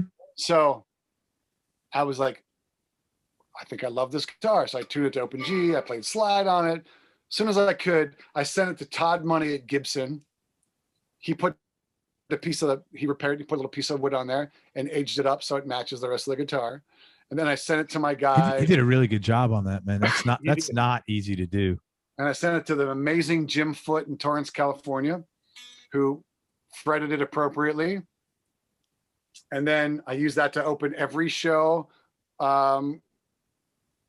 because there it is. And all the open G songs.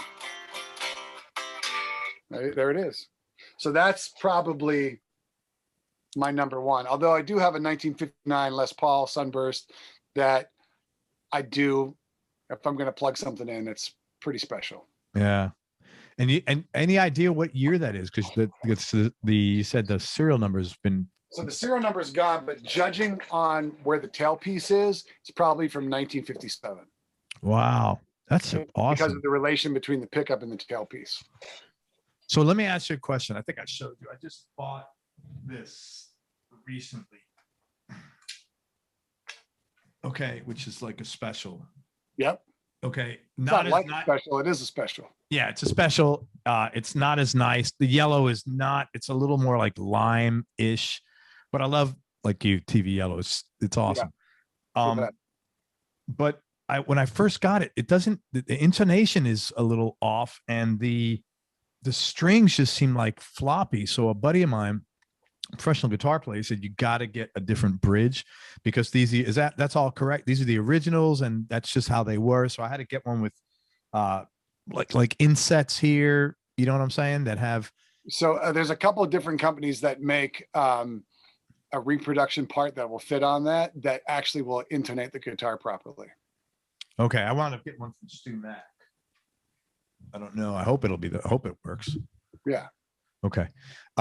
Great guitar, man. That's awesome. Number two. A P90 is magic. P90 on a piece of mahogany is a really magical combination. It sounds great. I mean, I've always loved Leslie West, of course. I mean, just listen to anything that guy ever did, you know? Yeah. Number two. What's your number two? 1959 Les Paul. The one you just talked about. Yeah. And number three? Oh, I have a 1953 Fender Esquire that pretty great guitar. Yeah, you talked about that on the video. Tell me about the 345 behind you, or show that if you can. It's a beautiful. Yeah, the 345 guitar I got from Nick Conti, who is the vintage guitar acquisition guy at Guitar Center. Mm-hmm. I got a call from him one day that he had this barn find of a guitar that came out from underneath somebody's bed in Norman, Oklahoma. Original owner was interested. And I was like, I think I might be. So I went down there, and it had homemade saddles in the bridge because they'd lost them. Mm-hmm. So somebody had fashioned some saddles out of something homemade. And it was really crusty. The frets were green. You know, they had tarnished, and the screws in the pickups, they couldn't tell what kind of pickups were in it if they're original because someone tried to take the pickup out and strip the top of the screw. Oh. So I'm like, he gave me a really fair price on it. Okay. So I bought it, and the tuners were shrinking because that's what happens to those plastic tips on those guitars. They can shrink over time. And so I got it. needed frets really badly. Like in the first position, somebody had played it in church, played chords, big divots. So I had it refretted expertly and found a screw extractor, pulled the I didn't know they had, off. that's what it's called, a screw extractor. Yeah, Screw extractor. I've never heard that. It's like reverse threaded, so it catches on the screw. So if you strip the top of the screw where the Phillips head goes in, Yeah. it'll grab it and back it out. Oh, that's awesome. It has the completely original untouched electronics. What were the pickups? Were they the originals? They're PAFs. Yeah. Wow. PAFs. That's So magic, man. Yeah, it's a great guitar. Can I see it? Can you bring it over? Is that all right? Thanks, man.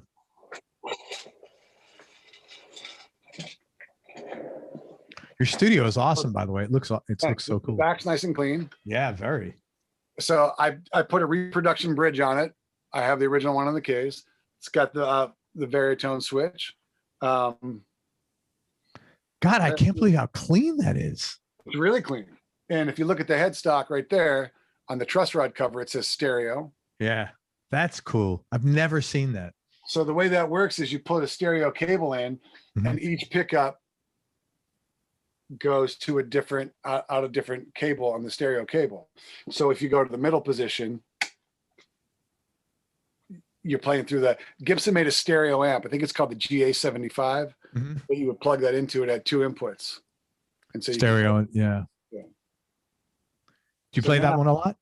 Do you get a chance to play that a lot? I never toured with it, but I do play it in the studio a bit. Yes. That's why it's on the stand. What do you use? Is that those two the ones you use mostly in the studio when you're playing tracks on other people's albums? Yeah. Yeah. And what do you typically play out of? Like, which I know you got a million amps because I've seen at least a dozen of them, but what's your like desert island amp? There's a couple, Tweed Fenders always get it. A Fender Vibrolux or a Fender Tweed Twin. I have a Marshall from 1967. That's a 50-watt Marshall. And then I just have a bunch of, I have too much stuff, dude. You have a lot of, how many, do you have a ballpark on how many guitars you have? Well, it's funny. I used to have a pretty significantly large collection, but it was a lot of, I had like a little pile of like 20 range guitars. And then I had like literally 70 to 80 reissue guitars, like Strats and Tellys and Les Pauls. And I went through this thing about 5 or 6 years ago where I started to consolidate everything and just kind of pick 4 reissue guitars and trade them and get an old guitar. Yeah. So my collection isn't as large as it used to be, but it's definitely got better pieces in it. Better quality, yeah. And I'm not really into owning stuff that's only collectible. Like I want to own stuff that I can play. Yeah, I don't. You got to have either a lot of money or even still, it's nice to play things. Yeah. Yeah. Do you have as many guitars as Dave? I think Dave actually has. His amp collection is like. Dave Amato is on a Joe Bonamassa level of like, acquisition. I'm not afraid. 50 plexis.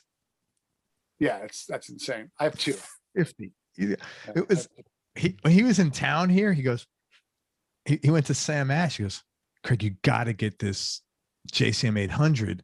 I said, Dave, look, I have an amp. It's a really nice Delta Blues amp. It's about 25 years old. It sounds great. He goes, no, man, you got to get it. And I said, thanks. I appreciate it. He goes, so then we had dinner with him that night with my wife. And he goes, Ann, you've got to get Craig to get this amp. And she goes, and I'm like, I'm not a professional guitar player. I like to be respectful of my wife. Like I can't be bringing shit in.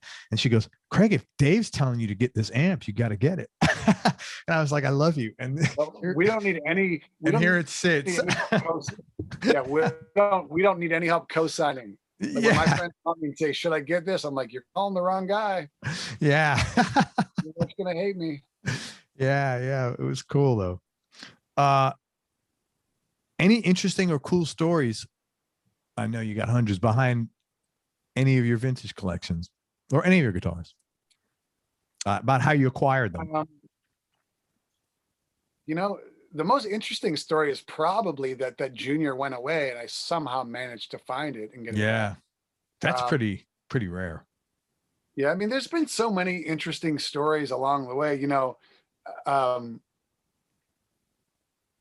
I remember, this has nothing to do with collecting guitars, but a pivotal moment. So there was a while, my mom, I'm from Western Pennsylvania. My mom got married while I was away at college my freshman year and moved to Cleveland. And I was not moving to Cleveland. So I stayed in Pennsylvania. And then once I graduated from college and I realized that I wanted to move to California, I spent my last summer before I moved to California, I had moved to Cleveland to stay with her for a few months, save my money, work all summer, move at the end of the summer. That's why I moved in August. Right. And, you know, I sound like such an old man when I say this, but it's the truth. Finding information about artists and music was really difficult. Like, they didn't make a blues magazine. You had to really work. You had to talk to someone that was older than you, that knew about things, to find out about Lightning Hopkins. And, you know, we all knew who B.B. King was but I didn't know who Muddy Waters was. I heard like Keith Richards talk about him. Right. Robert Johnson, I didn't know what that was. Sure. So I'm working a landscaping job. By the way, that is a really difficult job. I didn't mention that before. That landscaping work is not easy, and not for the lazy or the. Yeah, we would start at like 6:30, 7 in the morning. We worked till it got dark in the summer, which, you know, in the summer it gets dark late. 7 o'clock at night. Yeah. Yeah. Or 8:30. Yeah. True. Very true. You know, so I'm working this landscaping job, and we would do installations where we would but a couple of days a week we would do maintenance. And one of the accounts that this guy had was what is essentially a housing project in Cleveland. Mm-hmm. It's a gigantic, you know, it's like, I don't even know what you call those buildings, but it's like apartment after apartment after apartment, standalone apartments. Yeah. It's gigantic complex. And when me and the 3 or 4 other white dudes would roll in there in a pickup truck loaded with leaf blowers and weed whackers, we were not popular at all. Yeah. So could get a little tense down there in, you know, basically downtown Cleveland. All right. And we would roll in there to mow the lawn, and, you know, I'd have safety glasses on, earplugs, and a weed whacker. And I would walk, every curb and every edge of everything was trimmed with a weed whacker. Sure. So I walk with a weed whacker all day long until I ran out of gas. I'd walk back to the truck, I'd fill it back up, and I'd keep going. It took us all day. To do the projects like that. Yeah. And one day I had just gotten hip to the year before that, I had seen John Hammond Jr.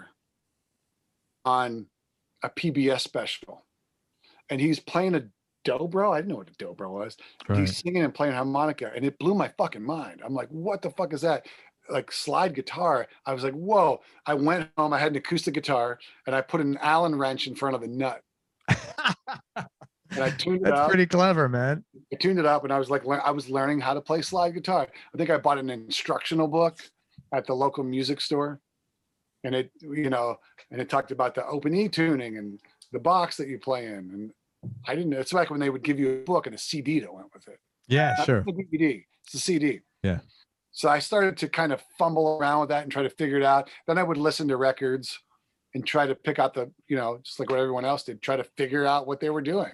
Right. And I come around this corner one morning, and I'm running my weed whacker, and I noticed the door to this Cadillac is open. Shut my weed whacker off, pull my earplugs out, and there's a guy. It's like 8 in the morning. He's got the door to his Cadillac open, and he's laying back, he's got his leg out, and he's drinking a 40 of Old English 800. Of course. And he's listening to this music. And I'm just dumb and young enough and naive enough to go, excuse me, sir. I don't know what the fuck I was thinking. Excuse me, sir. Is that B.B. King? And he looks at me and he goes, shit, boy, B.B. King, sit down. And he opens up the passenger door of the Cadillac. I'm like, I look around for my boss, put my weed whacker down, and I sit in this Cadillac with him. And he's talking to me. He's like, this is Howlin' Wolf, and this is Hubert Sumlin, and this is the real shit right there. And he reaches down and he ejects the cassette and he hands it to me. And he's like, you need this. And I was like, wow, how nice. So I was dressed kind of like I am today with the flannel shirt on. Right. And I put that cassette in my breast pocket and I put it shut. Didn't tell anybody it happened. And I got home that night and it was it was a record by Howlin' Wolf called The Real Folk Blues, which was kind of like a greatest hits record for him. Mm-hmm. Made on Chess Records. And it blew my mind. I heard 300 pounds and I was like, that lick, how's it go? That with that lick that he plays in that, I was like, oh my God. And my mind was blown. And that's when I went down the rabbit hole of just finding out everything I could about blues music and the guys behind it. And, you know, who Pine Top Perkins was and Bob Margolin and just all those amazing blues musicians that were behind guys like Muddy Waters and Howlin' Wolf. And man, what I had Margolin on here if you ever want to listen to that. Oh, that's great. I'll check it out. Yeah, he's good. Also, there's a Howlin' Wolf documentary on YouTube. It's really good. It's in like 4 or 5 or 6 parts, even 10 minutes each. It's really, really, he had a really rough life, actually. This is an unfair question because you've played with so many. Is there like favorite musicians you've played with? Oh, geez, man. Yeah, a lot of them. You know, I have the best memories of being in Buckcherry and starting that band and being 4 knuckleheads from Hollywood. I mean, or that lived in Hollywood. I don't think any of us were actually from Hollywood. Right. So that was magical because it's a perfect example of like the sum being much greater than the parts, you know? Yeah. So I have you know, I have a special place for that and all those guys, regardless of how things ended or what went on. Sure. You can't take away those moments. And putting the band back together in 2005 again, playing with one of the best frontmen in rock and roll, killer rhythm section, great co-guitarist, was magical, you know. So all those guys, that was just, you know, it was magic.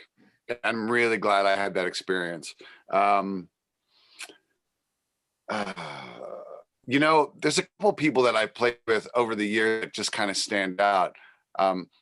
I think we talked about this before. All of my co-writes with Charlie Starr, we were never in the same room together. So connecting with him, writing songs, we've spent many hours. I've got up and played with his band and we've been in the same room together, but we've never actually created in the same room together. And we created this really awesome stuff. So that's kind of magical. You know, there's a connection there. And he and I often speak about, he always says to me, you're reading my mail because our lives are so parallel in kind of things that go on with us, you know, being in a band, being a father, running a business, all that stuff.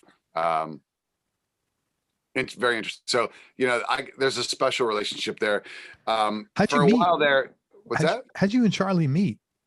So Buckcherry went and lived. We had finished our first record and it hadn't come out yet.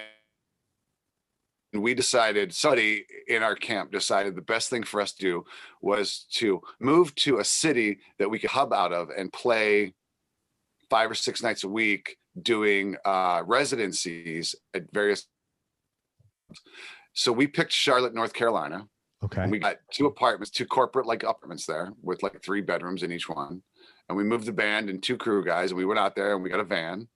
And then we booked this series of shows, Asheville, North Carolina, Chapel Hill, Spartanburg, South Carolina, Birmingham, Alabama, Atlanta, Georgia. And we would just do this circular kind of mini tour. We'd go home every night. We're 3 or 4 hours away, and we would just hub out of there.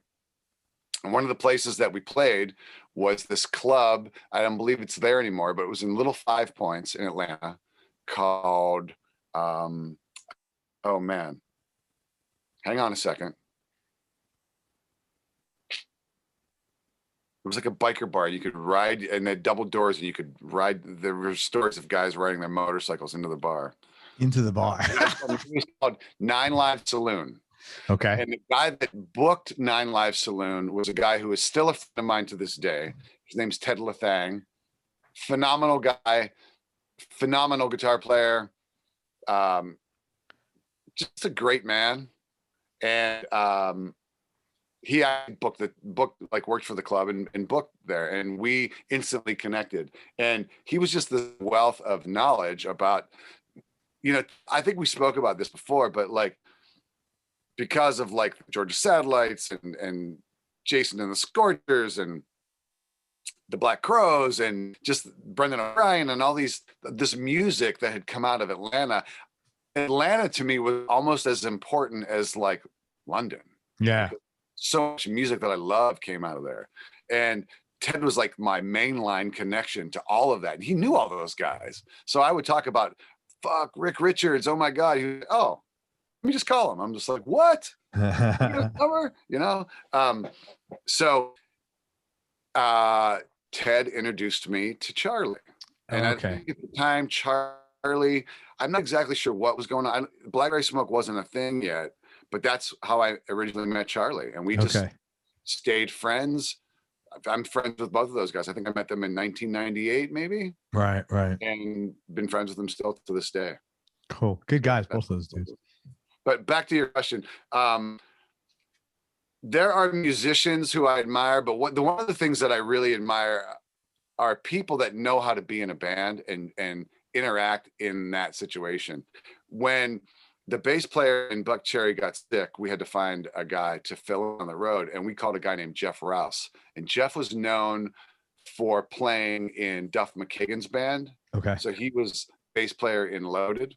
Jeff Rouse has a band called The Gemini Affair, who's releasing music. He's a really great musician, multi-instrumentalist.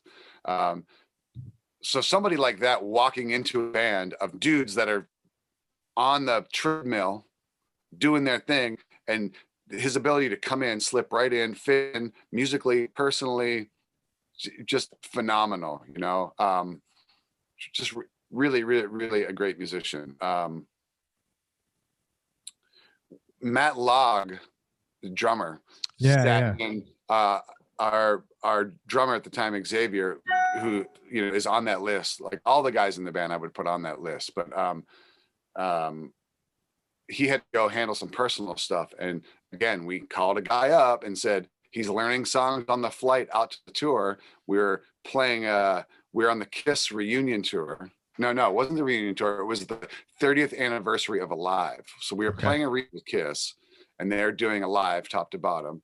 And Matt Logg, who plays in the Dirty Knobs with Mike Campbell and has played with many people, he just comes out, puts on a black T-shirt, sits down behind the drum kit, and plays the set. I'm like, that is phenomenal. So there have been guys like that that I've got a chance to play with that really. It's a lesson in being prepared, in being open to whatever, being a quick learner. And, when you're playing with a musician like that, you don't have to think about it. Yeah. And that's one of the things I love about being in a band. In my tenure with Buckcherry, I didn't have to think about that, because the musicians were so good. We just played. Yeah. That's very cool. So when you play with people like that and it feels effortless, you definitely remember that. Well, it makes your life a lot easier too. My God. No, you probably wanted to hear that I, playing guitar with Yngwie Malmsteen, but you know, it's really about being in a band and watching guys slip into getting your slipstream and just get right with you. It's fucking Yeah, awesome. you know, I never have any expectations of any questions. It's really funny. Okay. Just, All right. no, it's like, you know, and I'm not an Yngwie fan, it's particularly, but I get what you're saying. No, it's all good. You ever sell a guitar that you wish you can get back? Yeah, I think we spoke about it in the previous segment. I traded away that TV Junior, Yeah, and then got it back. So, I mean, a lot of guitars have passed through my hands in the last 30 years. I like to think I hung on to my favorite ones, you know, yeah. or at least they're here now. You seem pretty judicious about your purchase. You seem deliberate about the things you buy. I am, but also, you know, it's at a certain point after like in the early days, being forced to sell gear to survive. Yeah, it really hurts. At a certain, and watching other people do guitar deals, because guitar dealers, I don't know if you know this about guitar dealers, but they're pretty much it's a very interesting lot of human being that makes their career buying and selling instruments. It's an interesting. Tell me, because no, I don't. Give me the inside scoop. You know this better than anybody. So what's? I don't know if I know it better than anybody, but I can only speak from my experience. It's an interesting group of people. It's kind of like, it's fast and loose. Let me just put it that way. You have to know what you're doing, because you can, and you have to deal with people that know what they're doing, because there's a lot of fakes out there, and there's a lot of repairs that aren't disclosed, and it impacts the value of something. And I always say certain guitars are easy to buy and hard to sell, because anybody will sell you something that is questionable. But like when you turn around to sell it, and the issues that impact its originality and value are then discovered, what you paid, say, maybe $10,000 for, and you find out it's really only worth $3,000. Holy shit. You're like, wow. So, you know, you have to know what you're doing, and you have to also be willing to call people that know what they're doing and realize that you don't know everything. So it's still a learning process. I still learn about vintage guitars. I'm not an expert. Some people might refer to me as that. I don't feel like I am. I feel like I have a body of knowledge from doing it for so long, but there's always something more I'm going to learn. There's certain things about Telecasters from the early 50s that I just learned in the last 2 years that I didn't know that. And you just speak to someone that started doing it in the 70s. I know a couple guys that have been doing it literally since the 70s and have seen everything. So I go to them for knowledge. So as far as like guitars that I've owned, that you said I'm pretty judicious about it. Watching people get very, very emotional over, I understand that nobody wants to get ripped off, but I can't attach too much of emotional weight to owning something in the physical world. So I don't there's guitars that I wanted that I had handshake deals on, and then they sold them to somebody else. And most people would stop relationships over that or sue people. I don't go down that path. But sue somebody? How do you sue somebody? Yeah. I mean, people do it all the time. It just takes nothing to sue someone. Right. But I mean, like the likelihood of financially pursuing that and winning it is pretty small. I gotta believe. Well, when you've been sued enough times, you know that the end game is really just getting you to settle. Right. Legal fee would be versus what it would cost to settle, and you're like, it's going to cost me money anyway. Just settle. Yeah. You know, unless, I mean, some people are willing to ride it out, and it's a whole other conversation. Yeah. Are there certain guys that like are known when you buy guitars, like just watch out, you know, this guy's more likely to rip you off? Yes. Yeah. There are definitely guys that have that. And I say guys because I don't know of a female vintage guitar dealer. Yeah. We need more, clearly, if I don't know any of them. But there are definitely dealers out there that are known to be shady, and you have to be careful. Right. And there are also dealers that are more trusted than others. And I always bank on getting as much knowledge as I can. And if I'm not sure, then I won't do it. I get it. Yeah. What's the last thing you listened to musically? What you listened to this morning? What did I listen to this morning? Howard Stern.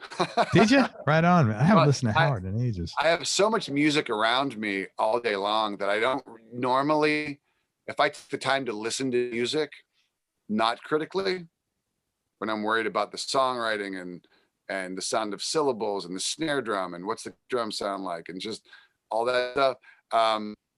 When I go to have that romantic listening experience, I do it at home. I do it on a tube-driven stereo system. I'm a little bit of a vinyl nerd, but it doesn't have to be on vinyl as long as it's a great sounding recording. Sure. And I have a couple of favorites that I have, which you probably wouldn't maybe guess that are my favorites. They're kind of odd, but tell me your top three. Give me your Desert Island disc. You know, I wouldn't call it a Desert Island record, but I love sitting down and putting on Steve Miller Book of Dreams. Oh, great. Yeah. Record. It's, to me, when I listen to how that record's put together and you listen, because I know it goes into making a record. And when I listen to that come back out of the speakers, knowing that they were doing it to 2-inch tape and couldn't fix anything, I just go, that's fucking perfect. Yeah. That's crazy. Listen to Steve Miller's harmonies. Fucking not go revisit this now. Yeah.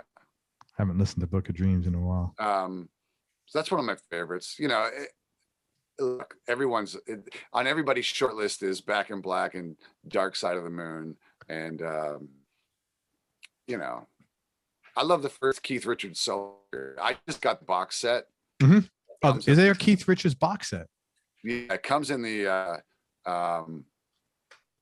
in a box that looks like the ash wood of a early 50s Telecaster. Oh, that's cool. Yeah, it's really cool. So like listening to that on vinyl, I just love that record. I love how when Keith starts Take It So Hard and you hear the guitar and you can hear the snare drum rattle. Yeah, I know what you're talking about. It's like it's in the other speaker or something, like it's in the room and the mics are up and they didn't mute them. They just left the mics up and he's playing and you can hear the snare drum rattle. I'm like, that's cool. Yeah. So I used to just set a snare drum up in the room doing guitar overdubs and just mic it. Just to mimic that sound. Just for fun. That's cool, man. So Steve Miller, Keith Richards, what else? You see, now you're going to, that's not my Desert Island because there's so many, there's so many records, you know. No, just for right now, just for this minute. Exile on Main Street. Okay. Because that's one record, when I listen to the mix of that record and I constantly think, everything is louder than everything else. I think Jimbo Barton, he mixed the second Buckcherry record. And he said, how if I just mix it so everything is louder than everything else? I'm like, perfect. And I never heard anybody say that before. And when I listen to that record, it's like the hi-hat is as loud as the horn section. And it's just crazy but it all fits, it all works. So that's a testament to whoever put that together. Put it together in a way where you can hear everything. Yeah. Nothing's overshadowing. You're not strained to hear something. You can hear everything. And there's so much going on. That comes up on a lot of favorites, Exile. Yeah, which leads me to mixing. And you just spoke to Joe Barisi, our friend Joe Barisi. Mixing is such an art form that, man, best to let the mixer mix, because that's a tough job. Like recording, it's one thing, and being creative on that end, but mixing is a whole other headspace of creativity, and there's so many masters out there. No, there's so many masters out there. There's a few masters out there. There's a lot of people that mix, but there's only a few masters. I've had a lot of engineers on, and nothing against any of them. Joe was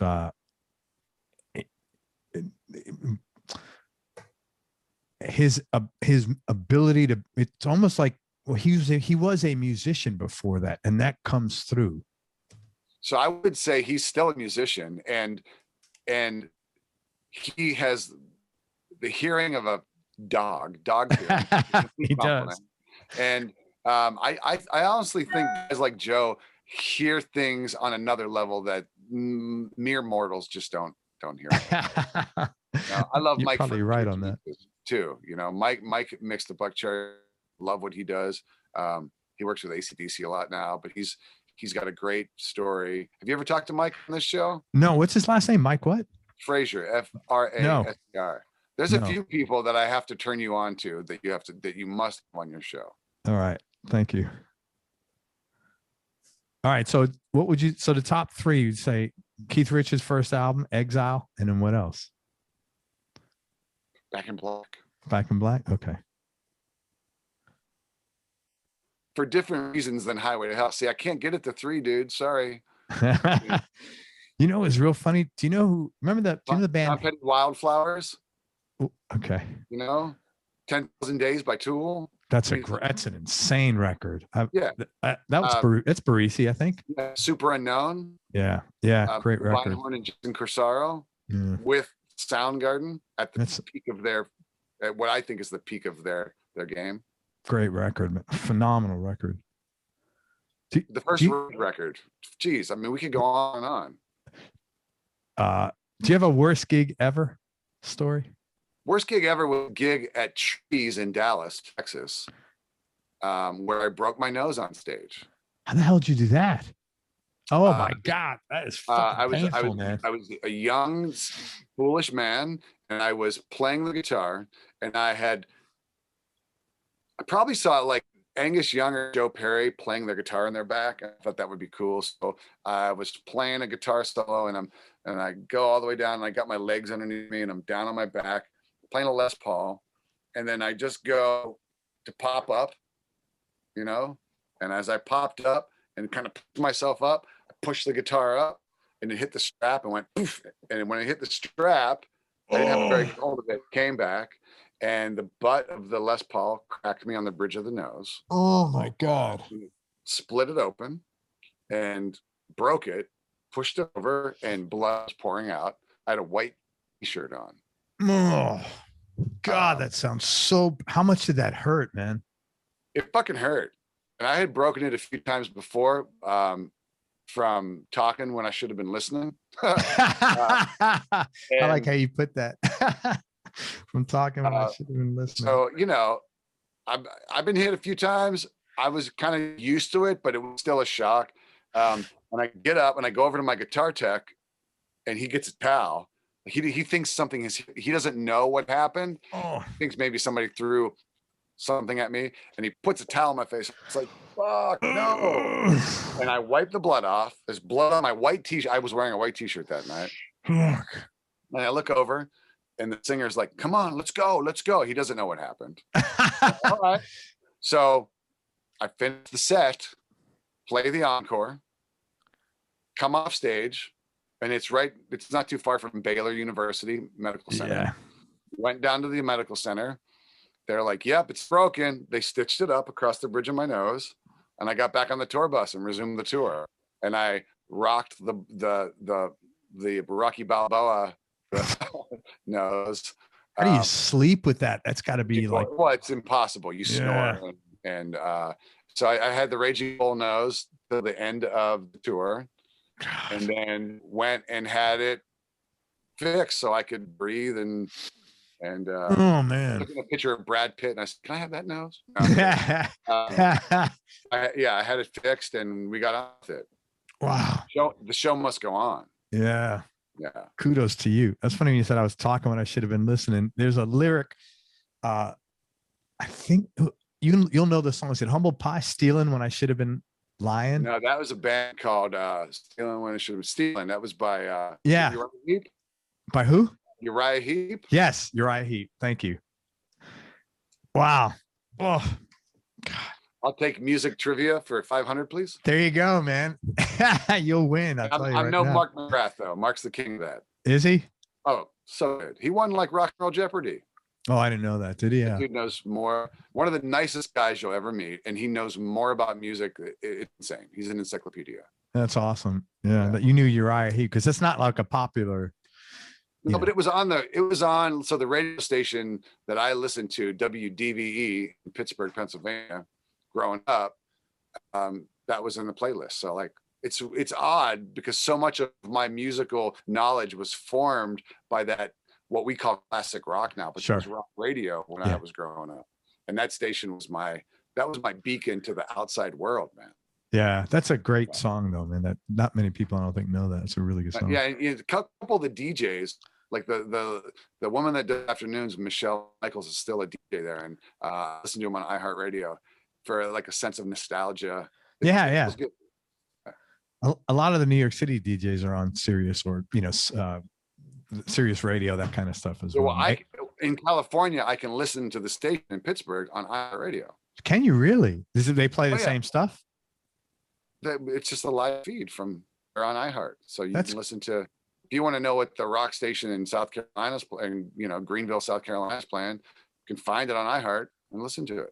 Oh, I didn't know that, man. Yeah, and then they just put in local ads for you as opposed to the ads for. I need to check that out.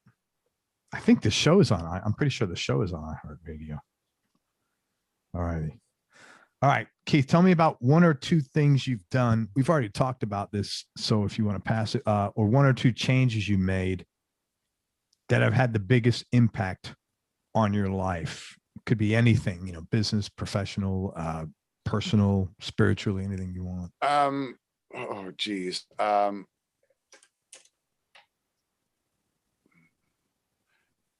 turned you on to this woman named Mia.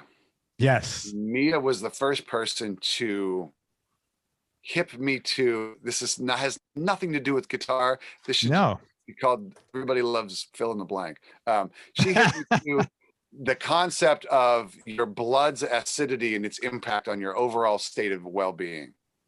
And living in having a more alkaline diet as opposed to a more acidic diet. So getting hip to that, because especially as I got into my 30s and I, as a guy that wasn't doing anything that would numb any kind of physical pain, and feeling the years and the workouts and the, jumping around on stage and, the marathon bike rides and all that stuff, getting hip to your blood's acidity and alkalinity and adjusting your diet to that has had a profound impact on me. I'm going to give her a shout out because she was so helpful. Her name is Mia Magistro, Magistro. And you can find her online at Whole Body Cleansing. She's in Orem, Orem, Utah. She's a lovely woman. I mean, I spoke with her briefly and she was so kind to me. So if you have an interest, and I'll just, not to belabor it, but I have a friend in Utah and he took me to her. I wasn't like in a bad way. I was just like, he's like, hey, I got this girl and she's great. You should check it out. I'm like, oh, sure. Yeah, let's go. And all she did was prick my finger, put my blood on a slide, put it on a microscope, look at my blood cell, and she told me exactly what was going on with me by looking at my blood cell. I'm like, how the fuck did you do that? Yeah, and then she opened like this door of, she opened this window of knowledge, and it's very, I've seen very real results just in my state of well-being. So I'm a big proponent of that. So that was kind of life-changing for me. Obviously, getting sober was a gigantic life-changing thing for me. And then about 17 years into my sobriety, going deeper into the world of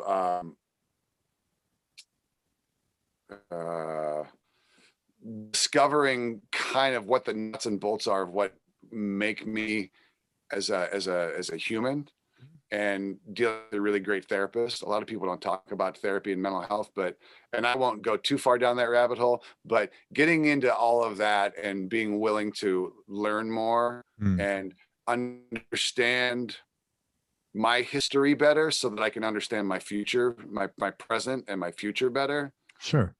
Has been huge.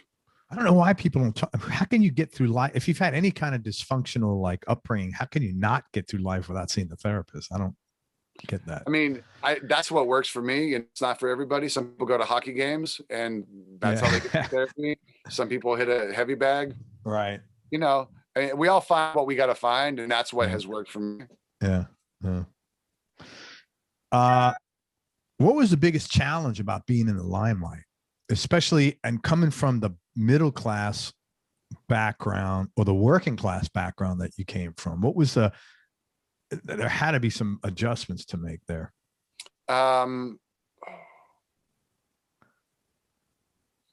You know, I'm very lucky that I got 2 swings at it. So the first time around, I probably took myself a little more seriously, and everything was really important.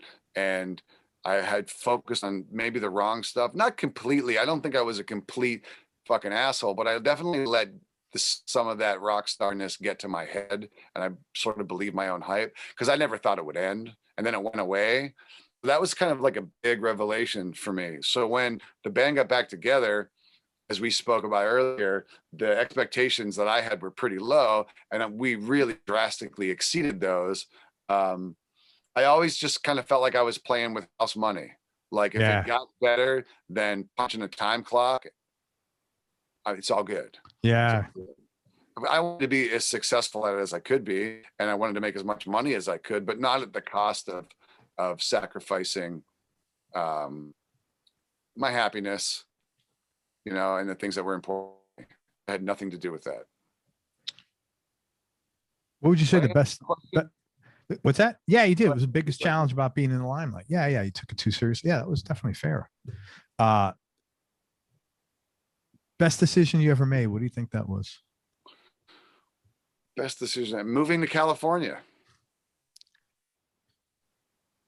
I mean, there's been a couple pivotal, you know, moments in life, but yeah, moving to California, deciding that I wanted to have an all-out pursuit of a career in music.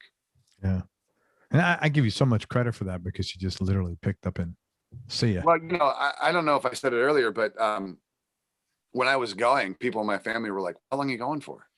I'm like, what do you mean by that? Like, how long am I going for? That's funny. My wife did that when she moved to America. How long are you going for? She's like,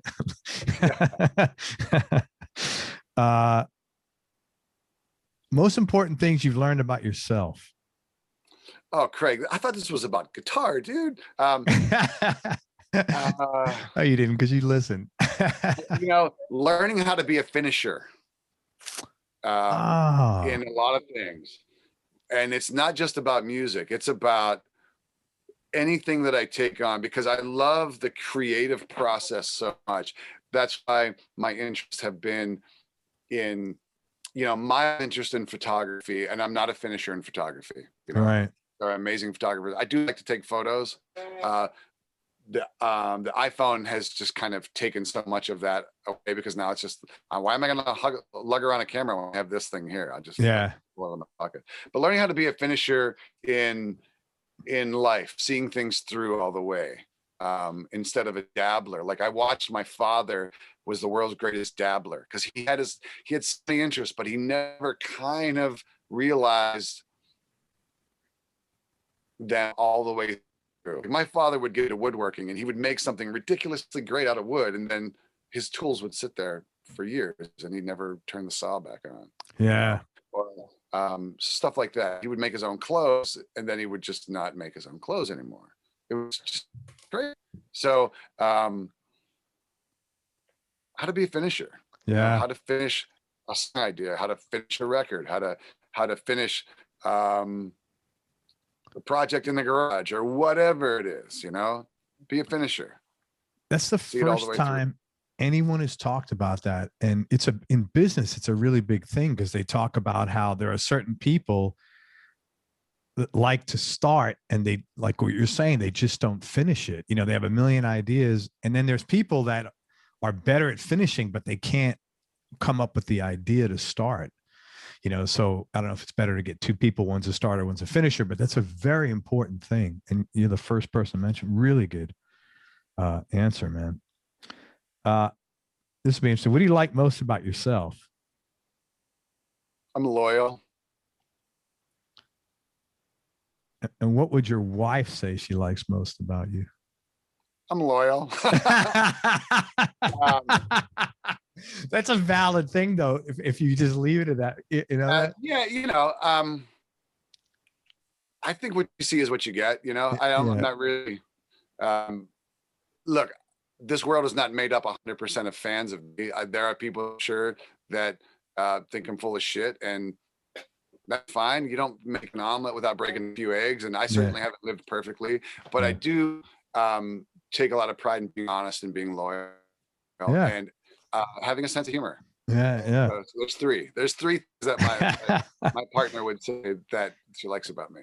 No, but that is really important from a woman's standpoint. I had this conversation with my wife the other night, and she goes, look, one of the reasons I married you is because I knew you wouldn't cheat. I'm like, that's like saying one of the reasons you marry someone is because I'm not an alcoholic. She said, no, it's not. It's totally different. And I said, okay, I get it. I was kind of giving her shit, but it is, very important from a woman's standpoint. Is there anything you miss from your childhood?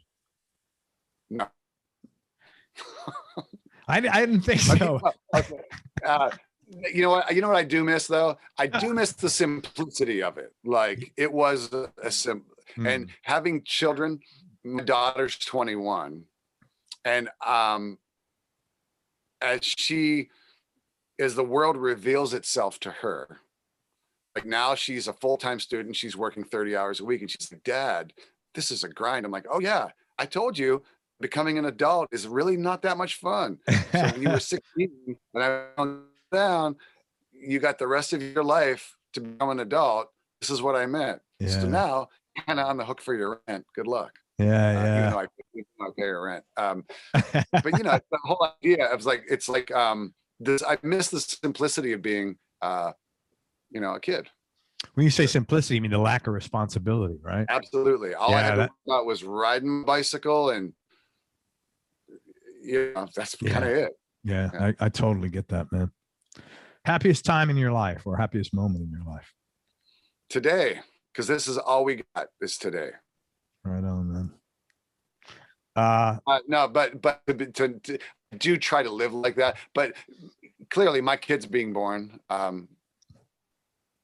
Becoming a father has been, I like to say, it's been the equal dose of fear and excitement, at the same time, because that's kind of what it is. It's like when you have something that you're responsible for, another human, the weight of that responsibility is huge, and there's a lot of fear that comes along with it, especially with my first child, of just not knowing. Like, the fear of not knowing was like the worst thing.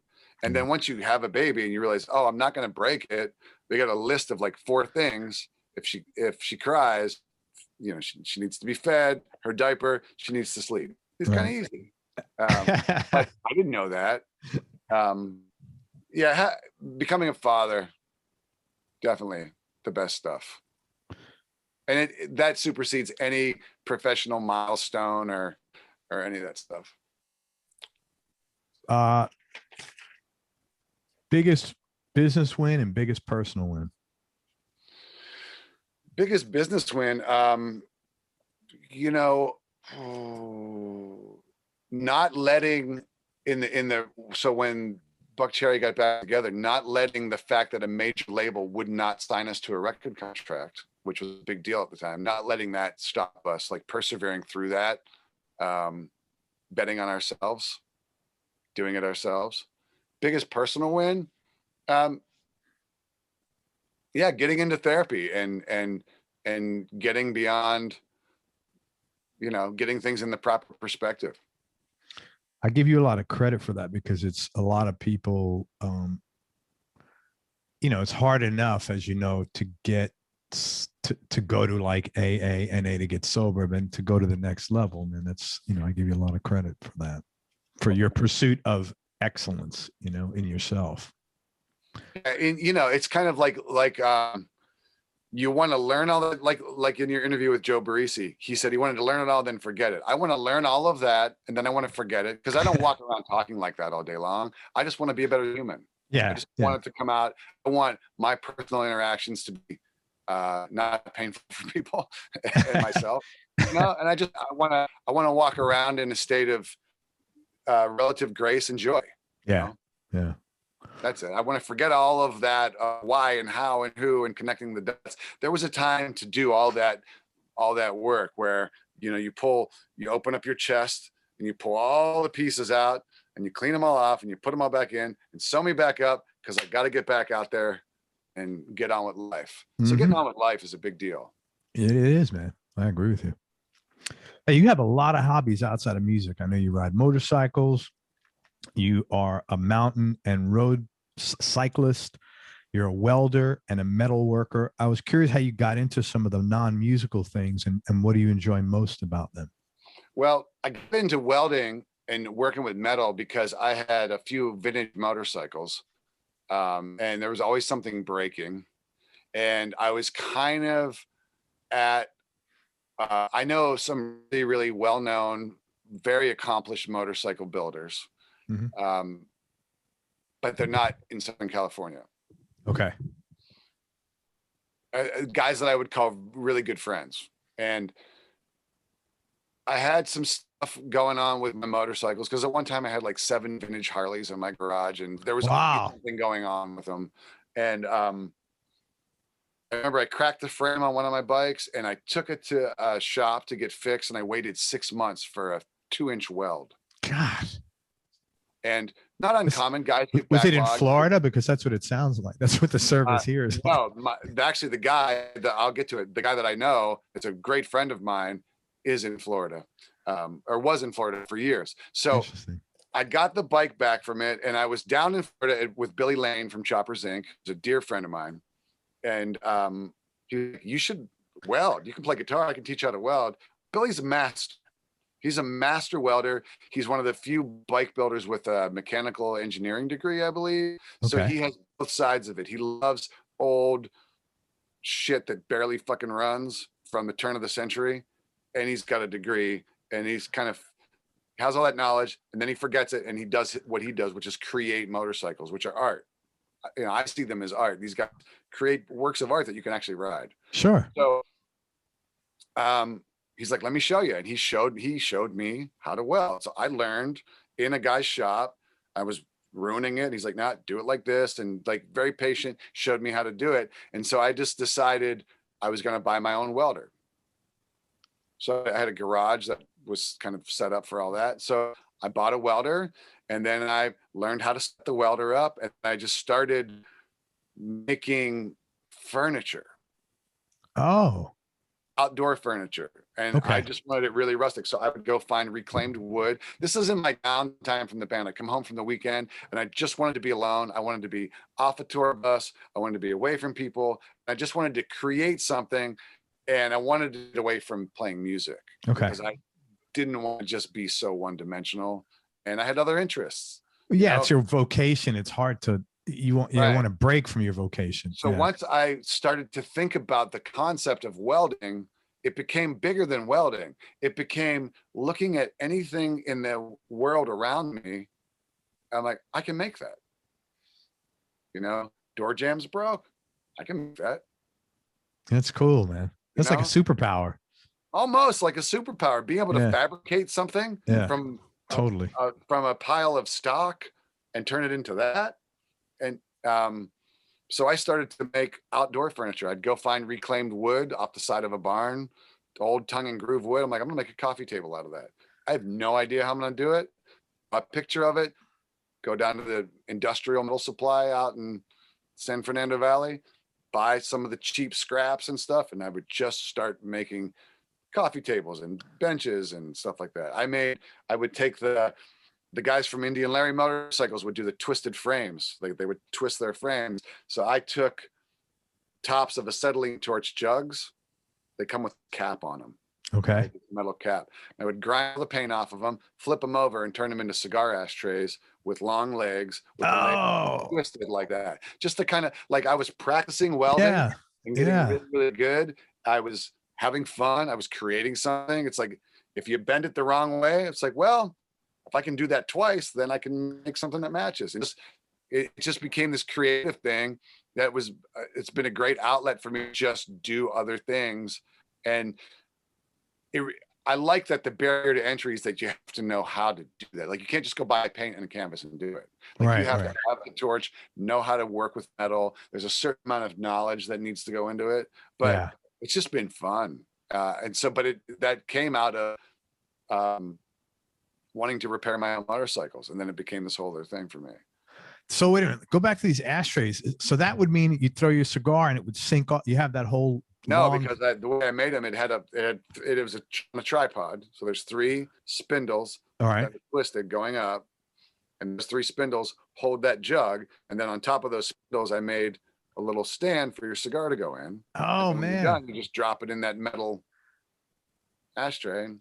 That's so cool as a cigar smoker. Thing, clearly, but yeah, that's awesome. As a cigar smoker, that's awesome. We need a Everyone Loves Guitar. When I get my merch store, we could sell those things on there, man. Everyone loves guitar. They're labor intensive, but yeah, you never know. They're made by you. They're one of a kind. Man. Listen, let me handle the marketing. You handle the. Okay. All right, and we'll be good. I promise. What's our split? What's our terms? Whatever is fair, man. Whatever I think is fair. Whatever you think is fair is going to be fair. We'll have a deal memo sent over. What? Say that again. We'll get our. We'll do like I had Al DiMeola on the show, and he had to get something worked out with John McLaughlin, and they had. He said we literally had reams of paperwork to get the volume of his guitar approved before the. Wow. And it was amazing. So we won't have to do that. I promise you. That's my point. I think we can do a 1-page document. I think we're good. Yeah, I think so, man. Any new hobbies on the horizon? No, I mean my time with a couple of kids and thankfully my work being busy right now. I don't really foresee any new hobbies. Although my son is a surfer. Oh, cool. I'm not a surfer, and he's actually getting really good at it. So there might be a wetsuit in the future, but I sure hope not. I see that. I see you in a wetsuit surfing, man. Yeah. I really just don't want to start doing that, but why? Because of just the physical demands of it. Just another money thing to spend money on that I won't have enough time to get to. Yeah, I get you, man. Favorite place you've traveled? Of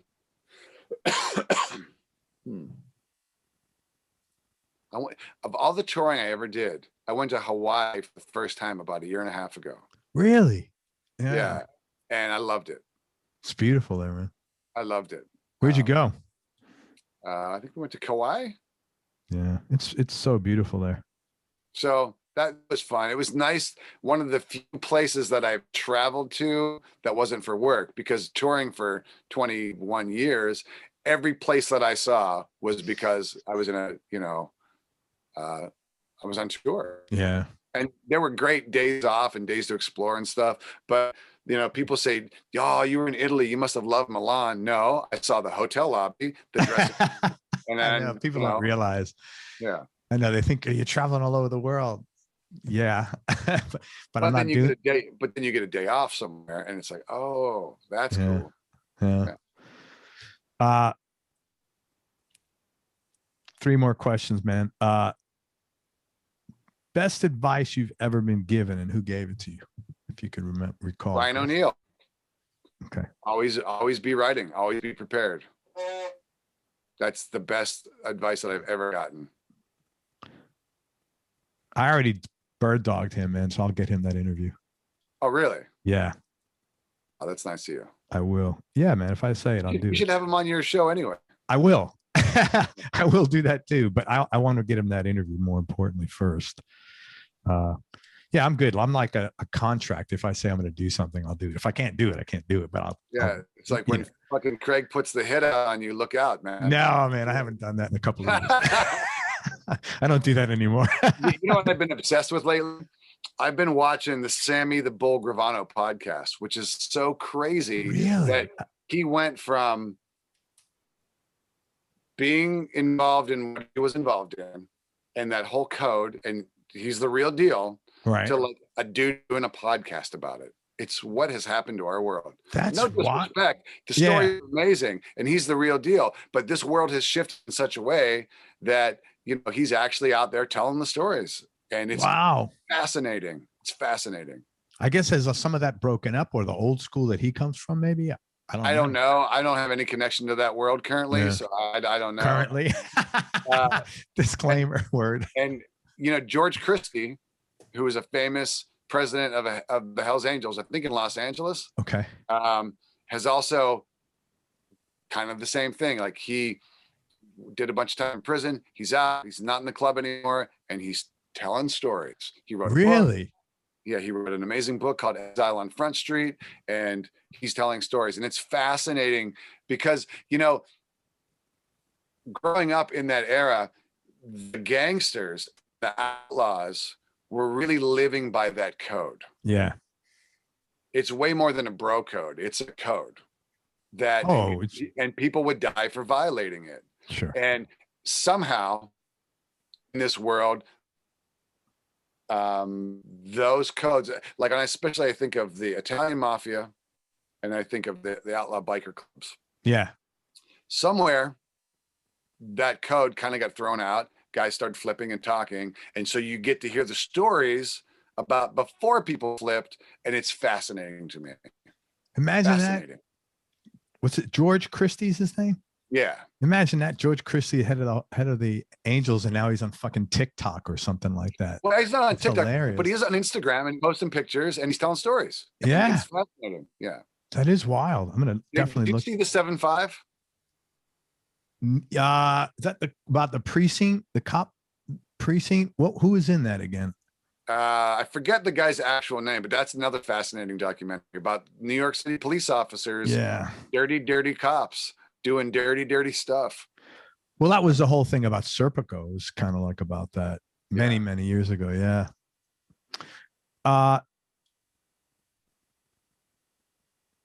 What's next for Keith Nelson? Any idea? Grinding, baby, just grinding. I love what I'm doing. I'm in a really good place.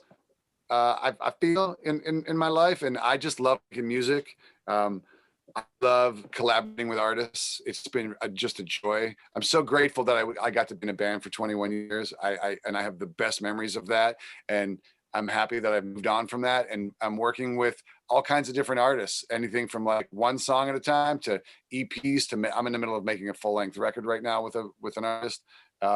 It's just been a lot of fun. I love to be creative. I'm using all these different models. I'm switching gear. I work with Good Charlotte, and I work with an alt country band, and I work with the Palisades guys are a heavy rock band of guys in their early 30s out of New Jersey. And I'm working, it's just been great. I've been kind of all over the road in a good way. That's awesome. Writing songs with Charlie Starr. And he sent me a video this morning of him driving in his truck, listening to Outlaw Country on Sirius XM, and the new song that we wrote came on, and he sent me a video of it. So that's awesome, man. Yeah, it's everything feels really good, and I just want to just keep creating and putting positive vibes out there. Because I have to say that I live in California, so if I don't say positive vibes, they kick you out or something. Or yoga. Or I just want to have a good. I want to work in a positive, creative environment. Yeah. And that's what I'm doing. Awesome. And I'm going to talk about some more of the stuff that you're doing and involved in just a minute. Last question. And thank you so much for everything. You've been a joy. You're so fucking cool. I appreciate how straight you are, man. And thanks for having me, Craig. No, thank you, man. Thank you. You're a super cool guy. And I wish you nothing but the best forever, man. Biggest change in your personality in the last 10 years, and how much of that has been deliberate and how much is the natural part of aging? Well, geez,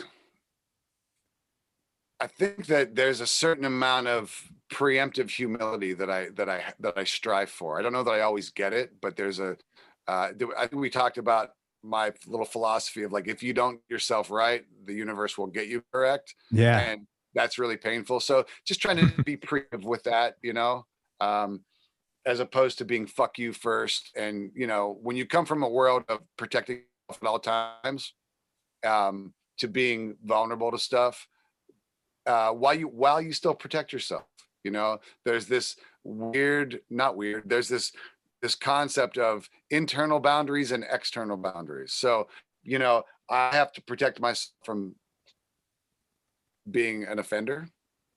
I don't want to put that out there. And I also have to protect myself from those that might be offensive and harmful. So Right. just that whole idea is pretty big with me. Yeah, you gotta go where the love is. Yeah, man. I love that. I'm gonna write that. That might be your quote. You've given me so many here, but no, don't use that one. Why? You're in California. It'll be a perfect fit. Got to go where the love is. Hey, let me tell people. There's a difference between who you are and what you do. Yeah, man. I might use that one. I know you gave me a few. You gave me a few good nuggets here, man. For sure. Hey, let me tell everybody. First of all, thank you again. I really appreciate it. Hold on a second before you say that. Just ideas and concepts. It's just really, if I can just stay aimed at that, I fall short every day, you know.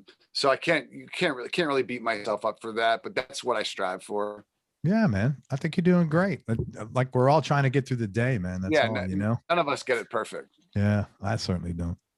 Hey, let me tell everybody what Keith's got going on. First of all, Keith Nelson, follow him on Instagram. It's KFN as in Keith fucking Nelson, but it's probably not for fucking. F is like Frank or something, probably, right? Or it is for fucking. My middle name's Edward. Oh, so Keith or friendly. Keith FN. Keith F Instagram. ANSTA. KF Instagram. Thank you. KF Instagram. We'll get this right. And on Twitter, he's on the real KFN. Some records I'd love everybody to check out and follow. Keith just produced and played on When Life Was Hard and Fast by Ricky Warwick. That guy's a legend, man. Anybody doesn't know Ricky from Thin Lizzy, what a player. How was that experience working with Ricky and making that record? Phenomenal. Ricky joined Thin Lizzy as when they had a reunion. He's from Ireland, and he got the blessing from Phil Lynotte's mom to do it. And so he got together with that band. They did it. It morphed into Black Star Riders. Yeah. And then a couple years ago, Damon Johnson was leaving the band, and I knew Robbie Crane from Around the Way, the bass player in that band. So he and Robbie took me out to lunch. I got introduced to Ricky. They asked me to join the band. I just left Buckcherry and was not really in a place where I just wanted to just wind up, get started with another band. So I love the band, but I politely, respectfully told them I thought that it probably wasn't the right move for me right now. And about a month later, Ricky called me up and said, "Hey, you want to write some songs?" I'm like, "Sure, man, let's write." That's all he said. "You want to write some songs?" I'm like, "Yeah." I didn't know what he wanted them for, if he just wanted to do it. So he came down to the studio, he started writing a song. About halfway through writing the song, he's like, "Hey, mate, would you be interested in writing and producing my solo record with me?" I'm like, "Fuck yeah, let's do it." "How much would it cost?" I'm like, "I don't know. How much you got?"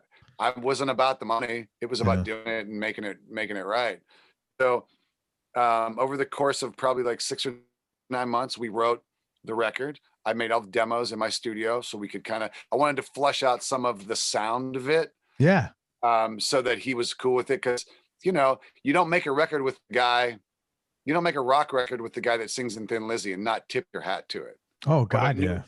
But I didn't want to make another Thin Lizzy record. And Ricky to me is like this mix between Mike Ness and Springsteen, like great storyteller. He's got a vibe. He's the real deal. And I got to know him as a guy, and him telling me stories about growing up in Ireland and watching the militia walk up your street and just the insanity of we don't even understand what was going on over there. Oh, I know. It wasn't that long. It was during our lifetime. Yeah. When early growing up. Yeah. So finding that out about him, and we wrote this body of work, and then we said, okay, let's put a band together and let's track it live. So I called up Xavier, who was in Buckcherry, and we had Robbie, and we all learned the songs. We got in a rehearsal room for 3 days, played them, cool. Went, set up, mic'd up drum kit, and just the record. That's awesome, man. Right.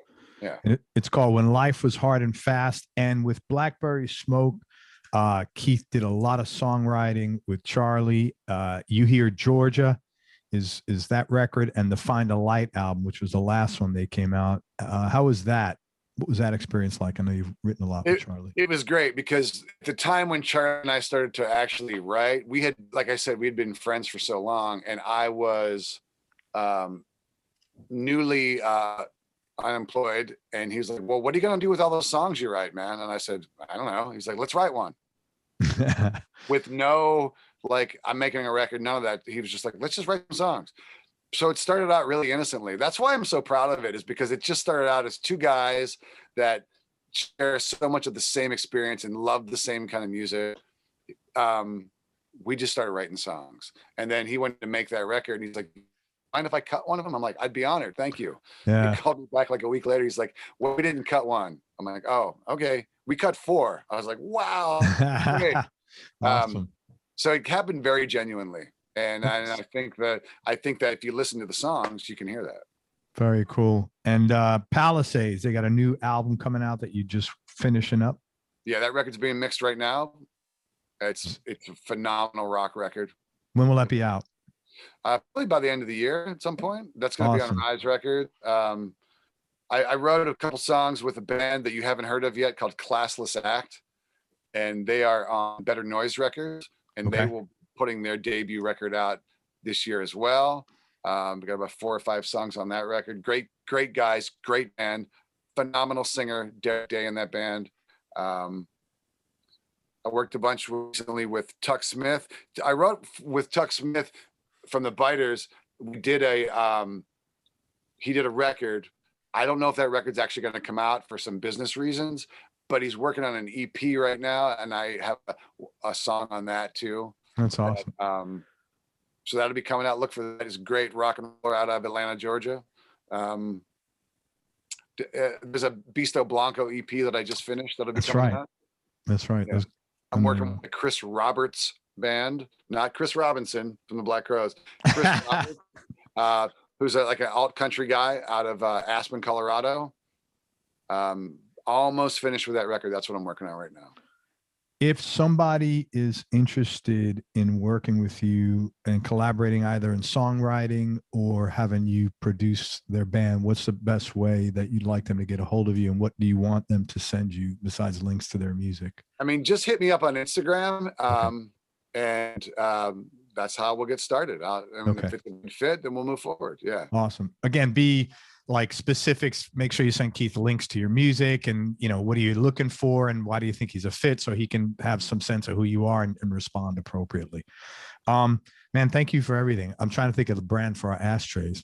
We'll figure this out. See, I'm a good starter. I enjoy your podcast. You've had some of my heroes on. You've had some people on your podcast that I didn't think I needed to hear that I heard. Like, wow, I love your Peter Stroud interview.